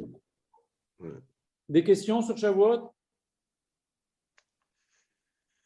Bon, alors, Pourquoi les femmes ne sont pas obligées d'assister aux 10 commandements? parce que madame, une femme, elle peut toute sa vie ne jamais aller à la synagogue, elle est obligée de rien. Lorsque la communauté juive était au mont Sinaï, est-ce qu'il y avait les femmes présentes? Bien sûr, madame, il y avait un côté du mont Sinaï avec des hommes, un côté du mont Sinaï, il y avait des femmes. Mais les femmes, elles sont Torah d'aller à la synagogue, elles sont Torah de beaucoup de choses dans la tfila, elles sont Torah de, par exemple, de prendre le lula, d'écouter le chauffard. Une femme qui n'écoute pas le chauffard toute sa vie, elle ne fait rien de mal. Vous comprenez? Donc une femme, elle n'a pas aucune du tout cette obligation-là. Maintenant, si elle y va, c'est bien. C'est comme une femme qui écoute le chauffard. Ben, si elle y va, c'est bien, sans bracha. Une femme qui s'est fait la tfila, ben, il y a certaines choses, elle n'est pas obligée. Vous comprenez? D'accord, d'accord, d'accord. Très bien, merci. Je vous en prie, madame. Avec plaisir. Est-ce qu'il y a d'autres questions? Bon, alors Moi, j'ai allez-y. une petite question. J'ai pas compris très bien pourquoi le jour de Shavuot, le lechem, c'est du chametz. À moi, j'ai mal compris. Quel rapport? Je vous explique avec plaisir. Pourquoi Hachem il a voulu que le seul pain qu'on apporte au Beth Amikdash, Chametz, c'est le jour de Shavuot, pour nous donner un message, pour nous dire, le Chametz, tu sais, à Pessah, le Chametz, tu as bien dit que le Chametz, c'est le Yetzer Hara, on va le chasser, on va l'éliminer, même pas un micro, etc. Mais maintenant, après tout le travail du Homer, tu as travaillé sur toi, et tu reçois la Torah, à ce moment-là, toi, juif ou juif, tu vas avoir le pouvoir de maîtriser le Yetzer Hara. Donc, tu peux manger même du Hametz. C'est pour ça que le seul pain de toute l'année qu'on apporte, qui est Hametz, c'est le jour de Shavuot, pour nous montrer cette chose-là. Maintenant, tu peux dominer le Yetzer Hara grâce à la Torah. Et sans Torah, c'est simple. Celui, Rav Pinto, il répète souvent, celui qui croit que sans Torah, il va pouvoir dominer le Yetzer Hara, il va se faire avoir, il va le payer très cher dans sa vie. Parce que c'est faux. Si les Chachamim nous ont dit sans Torah, on n'arrive pas à gagner le Yetzer Hara, c'est que sans Torah, on n'arrive pas à gagner le Yetzer Hara. Et celui qui veut s'amuser à essayer de gagner le Yetzer Hara sans Torah, il va se faire fracasser, un jour ou l'autre. J'ai répondu à votre question? Oui, très bien, Ravi. Très bien.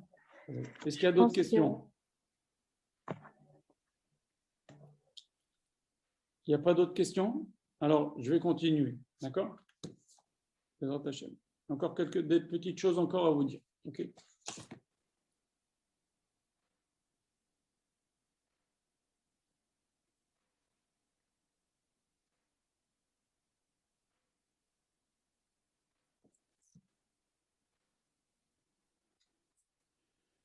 dans les textes de base, parce qu'on a lu beaucoup de Gemarot qui parlent de Shavuot, je vais vous en lire encore une autre qui est très, très jolie.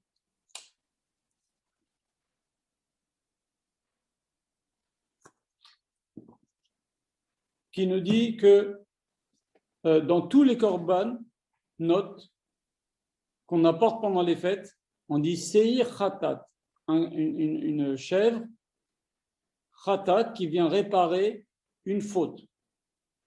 Et dans Shavuot, on ne dit pas Khatat, qui vient réparer une faute. Alors les Chachamim ont rebondi dessus. Ils ont dit comment ça se fait? Qu'est-ce qui change Manishtana, le korban de Shavuot, par rapport au korbanot de toutes les fêtes? Et la Gemara nous dit comme ça, si vous écoutez la Torah le jour de Shavuot, vous écoutez les 10 commandements, je vous enlève toutes vos fautes. Non seulement je vous enlève toutes vos fautes, mais c'est comme si vous participez à Maaseh Bereshit, à la fin. En fait, comme on a dit, le jour de Matan Torah, c'est Yom HaShishi, c'est le jour où la Torah, le monde a été stabilisé. Et bien, si vous écoutez les 10 commandements ce jour-là, je vous compte comme si vous avez 0 faute et comme si vous participez avec moi à Maaseh Bereshit. Voilà. Alors, je vais vous lire encore quelques passages dans nos textes.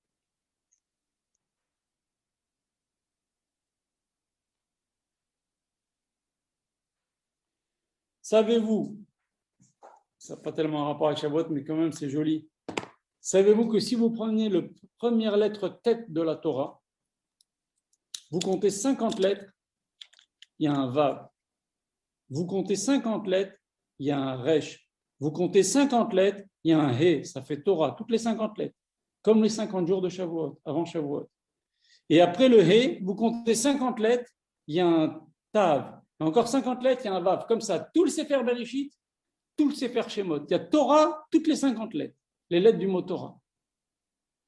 Vous vous rendez compte? Ça, c'est des trucs qu'ils ont trouvés avec vous savez, les ordinateurs, là, les codes dans la Torah. C'est extraordinaire quand même. Alors, donc maintenant, on va parler du cœur de ce que je voulais vous parler aujourd'hui, c'est que c'est Yom Hadin à la Torah Shavuot. C'est le jour où on est jugé et c'est le jour où on va faire Kabbalat Torah chaque année. Alors regardez ce que nous disent nos Chachamim. Ils nous disent c'est un jour de jugement, comme c'est marqué que de même que à Rosh Hashanah, Akadosh Baruch Hu, il a voulu juger la conduite de l'homme, c'était tout de suite après la création de l'homme, etc. Le jour où Adam a fauté, il a été jugé, il s'en est sorti, Hachem ne l'a pas tué tout de suite. Ça, c'est Rosh Hashanah. Chaque année, Rosh Hashanah, ça revient. Pareil, le jour de Matan Torah, Ken Ratsa Beyom Matan Torah Tenu, Sheo Mora al Chidush Haolam.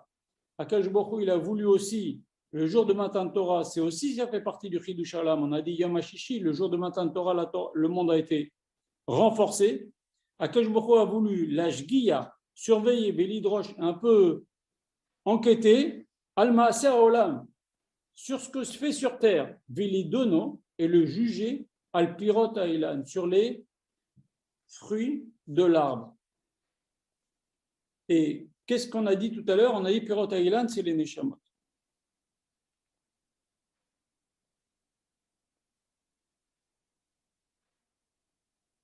Donc ce jour-là, nous dit les Chachamim, Akadosh Baruch Hu, il va fixer al kol echad ve'echad, à chacun, kamachelek batorah. Combien de Torah il va avoir dans les 12 mois qui viennent jusqu'au Shavuot qui vient d'après. Et dans le Midrash Rabbah, c'est marqué que le jour du don de la Torah, chaque juif a reçu une part dans la Torah. C'est ce qu'on dit, Veten chelkenu betoratach. Hachem, on dit dans la Tfila, Veten chelkenu betoratach. Hachem, donne-nous notre part. Ça veut dire quoi notre part? Ça veut dire quoi notre part? Eh bien oui, à Rosh Hashanah, on te donne une part. C'est ça que tu demandes quand tu dis Veten chelkenu betoratach. Donc il y a quelque chose qui est fixé le jour de Shavuot, il y a quelque chose qui est fixé.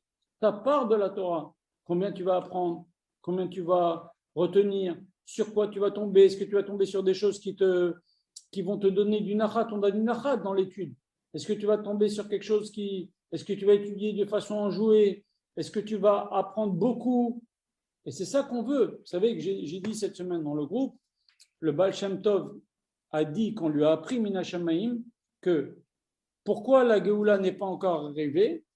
Parce que on ne fait pas avec assez de kavana le passage de Avat Olam Aftanu, Chem la Gedola Malta Alenu, Ten Belu Binu Bina, Hashem donne-nous la Bina, la Vin, la skill, l'Ishmod, la Mel, l'Ishmor et la Sot, Akash Baruch Hu, donne-nous l'intelligence et pour comprendre, pour faire, éclaire notre yeux dans ta Torah, attache notre cœur dans tes mitzvot, pour craindre et pour aimer, pour te craindre et pour t'aimer. C'est ce qu'on dit chaque matin avant le schéma.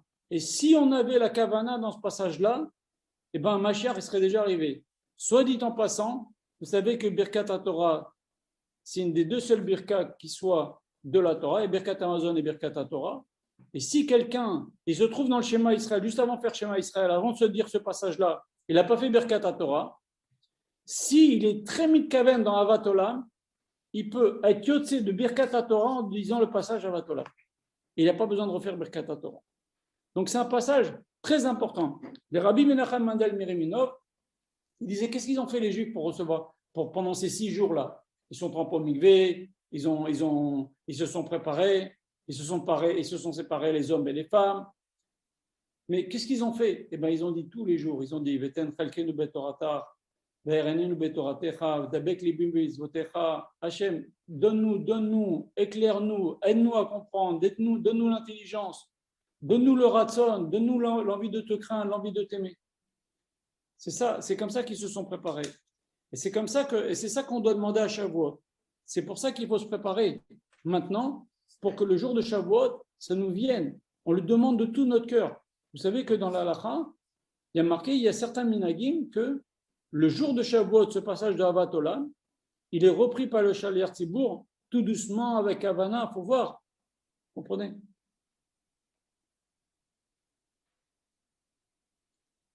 Donc, ce jour-là, Akash Baruch Hu, il va décider combien de Torah on va recevoir, combien de Chidushé Torah on va pouvoir faire. Donc, pour quelqu'un qui aime la Torah et qui aime étudier, c'est un jour pas moins important que Rosh Hashanah. Et c'est pour ça qu'on dit, regardez comme ça ressemble à Rosh Hashanah. Qu'est-ce qu'on fait le soir de Rosh Hashanah? On fait le Seder, et on prend comment ça s'appelle? On prend les grains de sésame, on prend la pomme dans le miel, tout ça c'est des simanim.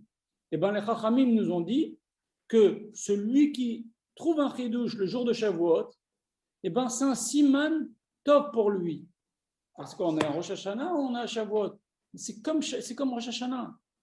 Si tu trouves un chidouche ce jour-là, c'est que tu vas avoir une bonne part Bezrat Hashem. C'est des choses qu'à Rosh Hashanah, il faut demander toutes ces choses-là pour Bezrat Hashem mériter beaucoup.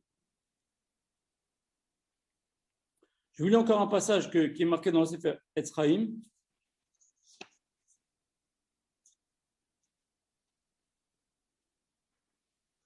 Bechol Chag Shavuot mekablim bnei Israël chelek betorah.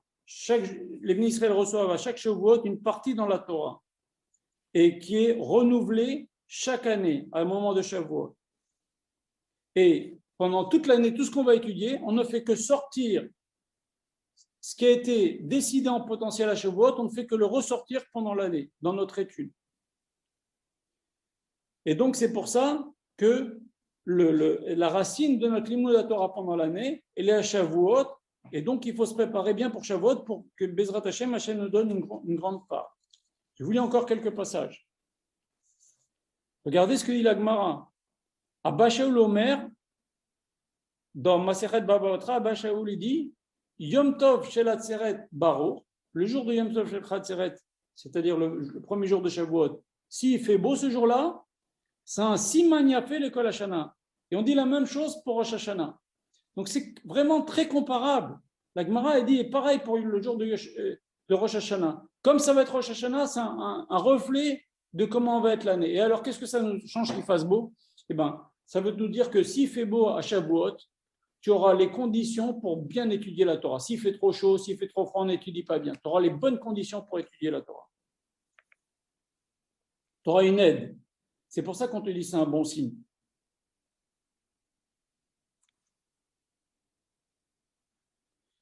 on a aussi l'habitude, à Shavuot, de commencer à en prendre aux enfants la lèvre bête.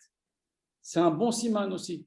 Et mieux encore, le plus grand Eitration de Shavuot, c'est le premier matin de Shavuot à l'aube. C'est à ce moment-là que les Bnei Israël ils ont reçu la Torah. Donc il y en a qui ont l'habitude d'apprendre la lèvre bête aux petits-enfants à l'aube.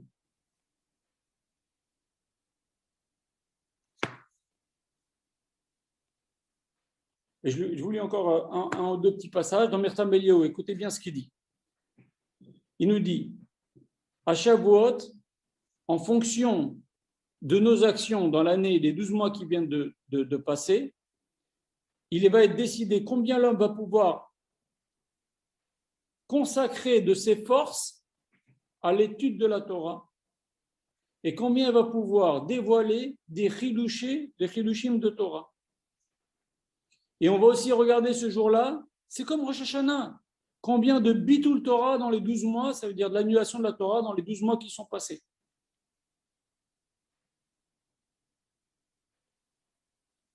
Et donc, regardez ce que dit Rav Dessler. Nos Chachamim nous ont réveillés pour nous dire combien pour un Ben Torah qui comprend et qui sait que le principal de sa vie, c'est la Torah, comme on dit, Kiem Chayenu, c'est notre vie, c'est marqué dans la Torah, et que tout celui qui quitte la Torah, c'est comme si c'est quelqu'un qui quitte la vie, il vit une vie transparente, pour lui, pour un Ben Torah, Chag Shavuot, c'est Yom Adin encore plus important que Rosh Hashanah, puisque lui, toutes ses sheifot, c'est d'apprendre, de connaître, de s'approcher d'Hachem, de connaître les voies d'Hachem, de donner du nachat à Hachem. Le jour de Shavuot, c'est un jour encore plus important parce que c'est ce jour-là de savoir qu'Hachem il va décider combien tu peux faire descendre, combien tu peux avoir en potentiel. Vous savez, Rosh Hashanah, c'est pareil. Un jour, il y a quelqu'un, il est venu chez le Chafetz Chaim, il lui a dit, Rav, faites-nous une bracha pour la Parnassa. Le Chafetz Chaim, il lui a dit, Yiratzon, qu'Hachem, il te donne tout ce qu'elle a décidé pour toi, Rosh Hashanah. Donc après, il faut faire sortir le potentiel qui a été décidé à Rosh Hashanah, en bracha, en Parnassa, en santé, en tout. Pareil, il faut faire sortir le potentiel qu'Hachem va nous donner à Shavuot pendant l'année, pendant l'étude. Mais ce potentiel, il faut déjà qu'il soit gros. S'il n'est pas gros, tu pourras étudier jusqu'à demain, tu n'auras pas d'aide, ce ne sera pas super.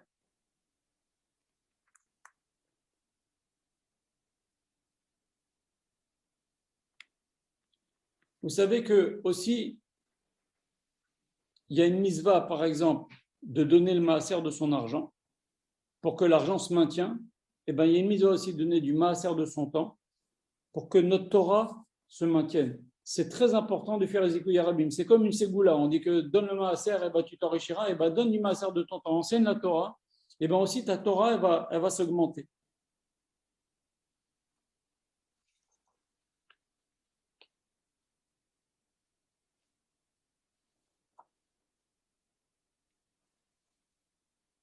Il y a aussi une chose extraordinaire. Et ça, le Rav en a parlé cette semaine. Il a dit la chose suivante. Moshe Rabbeinu, il a vu que les Bnei Israël, Hachem voulait donner la Torah le 6 Sivan. Moshe Rabbeinu a dit à Hachem, non, le 7 Sivan, ils ne sont pas prêts. Le monde attend depuis Bereshit ce jour-là, Yom HaShishi, le 6 Sivan. Hachem, il attend. Et Moshe Rabbeinu, il vient, il dit non, ils ne sont pas prêts, je vais donner le 7. Hachem, il a accepté. De quelle force il a eu Moshe Rabbeinu pour faire une chose pareille, pour décaler, pour faire un bitul Torah dans le monde entier, parce que pendant un jour, les Juifs, ils auraient déjà reçu la Torah, le 6 Sivan. Pendant un jour, ils vont faire la Torah. Comment il a eu cette force-là? Alors, il y a marqué, Bimshach HaYovel, pendant Matan Torah, il y a un shofar qui allait de plus en plus fort. Rachid dit, normalement, quelqu'un qui sonne au shofar, il va de moins en moins fort, il a de moins en moins de force. Là, ça allait de plus en plus fort. Et c'est quoi ce shofar? Le Chachamim nous dit, quand Abraham Avinu, il a fait la Keda de Yitzhak, et finalement, il a pris à la place un bélier, la corne de gauche, elle a servi pour faire justement ce son-là. Hachem a sonné dans le shofar, et ce shofar-là, qu'elle est de plus en plus fort au moment de Matan Torah. Et l'autre corne, la corne de droite, qui est encore plus forte, la droite est toujours plus forte que la gauche, elle va servir, c'est shofar gadol lecherotenu. C'est le shofar qu'on va entendre avant que Mashiach vienne. Alors, quel rapport avec le 7e jour que Moshe Rabbeinu, d'où il a eu la force? Et Hachem, il a dit d'accord. C'est-à-dire qu'Hachem, il a montré pour les générations que les Talmidei Chachamim, ils ont une force sur la Torah. Par exemple, si les Chachamim ils décident, on ne peut pas prendre le Lulav par exemple, cette année, je crois que c'est cette année, ou l'année dernière, vous savez que la mitzvah de Lulav, c'est le premier jour, Mina Torah. Les autres jours, c'est Rabbi Yochanan ben Zakkai qui l'a institué pour qu'on ne l'oublie pas. Mais Mina Torah, la mitzvah de Souka, de Lulav, c'est le premier jour. Et les Chachamim nous ont dit, si le premier jour tombe Shabbat, tu ne prends pas le Lulav. Tu te contenteras des autres jours qui sont de Rabbanan. Mais la mitzvah d'Oraïta, tu ne la fais pas. Pour pas qu'on porte. Pareil, le shofar, c'est quand même très important. Quand on sonne du shofar, c'est Mebalbel le Satan. Ça veut dire ça l'embrouille le Satan. Donc c'est quand même quelque chose d'important. Le jour du jugement. Hachem, il va passer du trône de rigueur au trône de clémence. Les Chachamim, ils viennent et ils nous disent non, c'est Shabbat, pas de shofar. Donc Moshe Rabbeinu, Akash Baruch Hu, il a dit, ok, je donne la force aux Chachamim d'avoir une force sur la Torah. Les Chachamim ne peuvent pas venir manger du cochon ou de choses, mais ils peuvent nous dire pour protéger la Torah, faire des xérotes pour que même la Torah d'Hachem, on ne la fait pas. Par exemple, il y a marqué dans la Gemara, qui tovim de decham yain, on dit dans Shir HaShirim, Hachem, il préfère ses chéris, qui sont les Chachamim, plus que Aïn, le vin de la Torah. Les Chachamim ont un pouvoir de venir et contre la Torah. C'est-à-dire la Torah nous a dit, par exemple, l'exemple que je vous ai cité, les deux exemples que je vous ai cités tout à l'heure. Alors Moshe Rabbeinu maintenant, d'où il a eu ça? Il a vu pourtant que Hachem, il a voulu faire la même chose. Il a sonné du shofar pour être mis balbel le Satan, comme à Rosh Hashanah. Il y avait des accusateurs, les anges, ils ne voulaient pas, le Yetzirah, ils ne voulaient pas qu'on ait la Torah. Hachem, il a sonné du shofar. Et quel shofar? Le shofar de Yitzhak, du Corban qui a remplacé Yitzhak. Alors regardez la force du Rav. Qu'est-ce qu'il dit? Il dit que quelle était la première mitzvah de Rabbanan de l'histoire? Toute sa vie avant Avinu, il a lutté contre le sacrifice des enfants. C'était une époque, une pratique courante, c'était une pratique idolâtre. Toute sa vie. Hachem, il vient, il lui dit, tu vas sacrifier ton fils. Alors que lui, il s'est battu toute sa vie contre ça. C'est quand même une épreuve, elle est énorme. Bon, alors, Abraham Avinu, quand même, il a entendu d'Hachem. Donc, entre guillemets, il n'y a pas de doute. C'est Hachem qui lui a dit. Mais Yitzhak, quel est le premier qui a une mitzvah de Rabbanan? Et quelle mitzvah de se laisser sacrifier? C'est Yitzhak. Un Rav, il lui dit, tu dois faire ça. Tu dois te laisser tuer.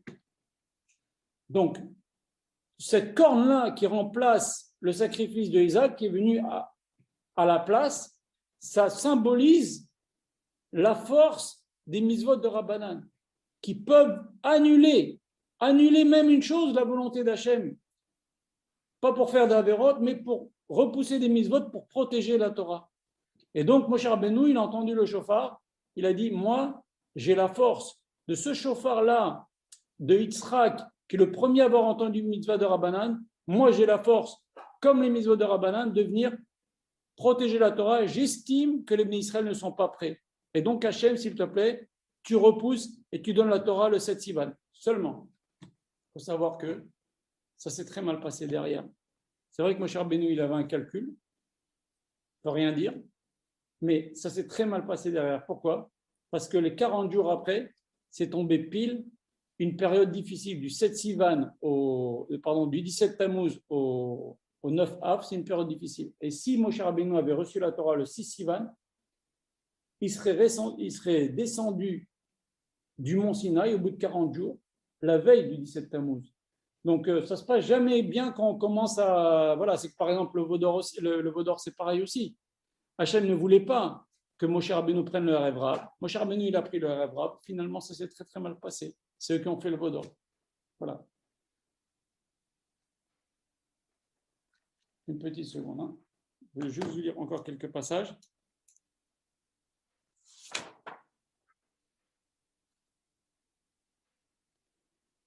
Je termine par la nuit de Shavuot. Il faut savoir que la nuit de Shavuot, c'est quelque chose d'extraordinaire.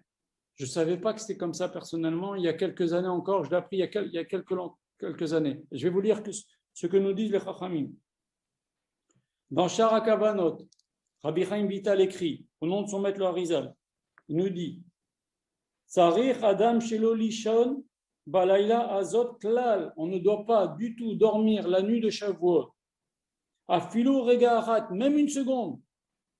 Veliot Kolalayla Neorim. Toute cette nuit-là, il faut qu'on soit bien réveillé. Boskim Batora, et qu'on étudie toute la nuit. Veda, sache. Qui Mishelo Yashan Balayla Azot, que celui qui ne dormira pas cette nuit-là, Klal, Afilo Rega Achat, même une petite seconde, Viyosek Batora comme Alayla, il va étudier la Torah toute la nuit. Lo yafsik besicha betela, et il ne dira pas de paroles vaines, il ne va pas parler, rigoler, faire un break, prendre un café, parler de ci et de ça. Ok, tu veux prendre un café, parle pas, c'est nuit de Shavuot. Ok, parle pas de ci et de ça, de paroles vaines. Eh bien, qu'il sache, cette personne-là, velo iralo shum nezek bashanaï, il n'aura aucun désagrément. Nezek, c'est pas seulement une perte d'argent, ça peut l'être, mais c'est aussi des désagréments, des choses désagréables qui arrivent dans la vie.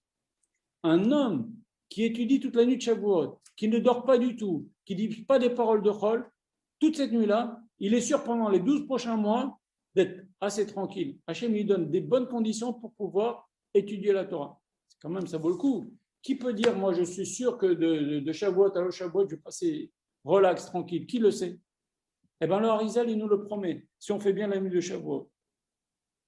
Et puis, mieux que ça, il dit le Harizal, il dit normalement, Vadaï lo yamut, c'est sûr qu'il ne peut pas mourir après avoir fait une chose pareille, à part avoir étudié la nuit de Shavuot. Alors, qui va pouvoir dire, moi, une garantie pareille, j'en veux pas? C'est une garantie extraordinaire, ça vaut tous les sacrifices, ça vaut le coup de se fatiguer, d'étudier. Oh, c'est simple, il faut faire une sieste. Faire une sieste si vous arrivez, et puis bien étudier toute la nuit. Et là, l'année dernière, c'était dur parce qu'il n'y avait pas de veillée, c'était un peu chacun chez soi, et c'était très dur. Là, Bezrat Hashem, on va pouvoir. Et regardez maintenant le Ben Ishraï, il nous dit, il gaber kari lishev à la mishmar. Tu dois être fort comme un lion pour être sur tes gardes, beinanim pekuchot, avec les yeux bien ouverts, sois attentif, litrot atashina, repousse le sommeil, veloin namnem klal, il ne faut pas t'endormir, même pas un tout petit peu. Car Rabbeinu Hari, car le Harizal, achmir meod beinyan ashina, il était très très mahmir au niveau du sommeil dans cette nuit-là. Et c'est encore plus important que la nuit de Shavuot. Et regardez encore maintenant ce que nous dit le Keter Shem Tov au niveau de la nuit de Shavuot, c'est-à-dire les airs meod bachar atikun chasebela Shavuot chez l'afsik bechecha betela. Il dit même plus que ça. Il dit jusqu'après le Baal Shem Tov, il a dit jusqu'après Moussa. Les Dvarim Betelim, c'est pas ça y est, on a fini la veillée, on commence à tefila, on peut parler un peu, rigoler un peu avant la tefila. Non, jusqu'après Moussa. Et mieux que ça, le Rav nous l'a dit, mais c'est marqué dans le livre Baal Shem Tov, c'est au nom du Hari, je crois. Il dit si quelqu'un au moment de Matan Torah, il écoute bien, et il pense à un nom, Mem, He, Shin, il aura beaucoup d'aide d'Hachem pour se rappeler. C'est comme le mot Moshe, mais les deux dernières lettres sont inversées pour vous rappeler. Il aura beaucoup d'aide Bezrat Hashem pendant l'année pour bien retenir la Torah. Laura vient en France cette semaine, Bezrat Hashem. Et donc, d'après ce que dit le Hari, on voit que celui qui, cette nuit-là, veille bien, eh ben, il a quand même une garantie, une assurance de vivre une belle année, Bezrat Hashem. Voilà. Et mieux que ça, il ne faut pas oublier que c'est non seulement Yom Hadin à la Torah, mais sans nos Chachamim, on n'a pas de Torah. Donc on peut dire à Kadosh Baruch Hu, donne-moi la Torah, mais donne-moi aussi mon Rav, que je puisse recevoir la Torah de lui. Et je termine.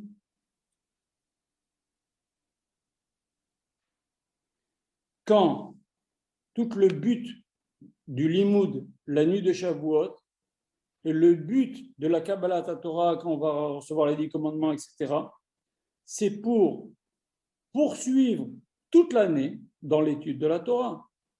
Et si le type, le lendemain de Shavuot, il se dit, bon, j'ai bien reçu la Torah à Shavuot, et maintenant il va faire Bitul Torah, eh ben, il a fait le clown, quoi, la nuit de Shavuot. Il faut être sérieux, tout ce qu'on a montré, il faut le vouloir. Vous savez, je termine là. Il y a un épisode extraordinaire qui s'est passé à l'époque de Rabbi Yosef Karo. Ils étudiaient avec le Al-Shir HaKadosh. Et Rabbi Yosef Karo, il a écrit un livre qui s'appelle, je ne me rappelle plus, c'est un ange qui lui parle et qui lui dit fais ci, fais ça, apprends ci, apprends ça, renforce-toi dans ti, renforce-toi dans toi. Le Ramchal aussi. À l'âge de 20 ans, le Ramchal, il y avait un ange qui venait et qui parlait. Et c'est comment il lui parlait, l'ange? Il ne venait pas, c'est pas un ange qui voyait et qui lui disait fais ci et fais ça, comme quelqu'un reçoit Yohanavi. C'était un ange qui venait dans sa gorge et qui lui faisait dire tu dois faire ci, tu dois faire ça. Et lui, il retenait ce qu'il était contraint de dire par cet ange-là. Le Ramchal, là aussi, il a eu la même chose. Et bien, cette nuit-là, la nuit de Shavuot, il y a un ange qui est venu, qui a pris possession, entre guillemets, de la gorge de Rabbi Yosef Karo, celui qui a écrit le Shulchan Aruch. Il leur a dit, vous ne pouvez pas savoir comment Akadosh Baruch Hu, il a du nachat de votre étude, la nuit de Shavuot. Il est très, très content Akadosh Baruch Hu. D'ailleurs, il y a un inyan, si vous pouvez, si c'est possible, d'aller au mikvé. D'aller au mikvé la veille de Shavuot et la nuit de Shavuot. Voilà. Donc, j'espère qu'on a compris, Bezrat Hashem, que le jour de Shavuot, c'est un jour de jugement et on peut, ce jour-là, recevoir plein de Torah pour toute l'année. Et il faut le demander, et pour pouvoir le demander, il faut bien se préparer auparavant. Donc, est-ce que vous avez des nouvelles questions à poser? Il n'y a pas de questions? Alors, je vous souhaite Shavuot Tov. Je vais mettre le cours Bezrat Hashem sur YouTube. N'hésitez pas à transmettre le cours autour de vous. N'oubliez pas à bien vous préparer pour Shavuot, Bezrat Hashem, qu'on mérite une grande part de Torah, si Dieu veut, qu'Hashem va décider pour nous à Shavuot. Shavuot Tov. Merci d'avoir écouté ce cours.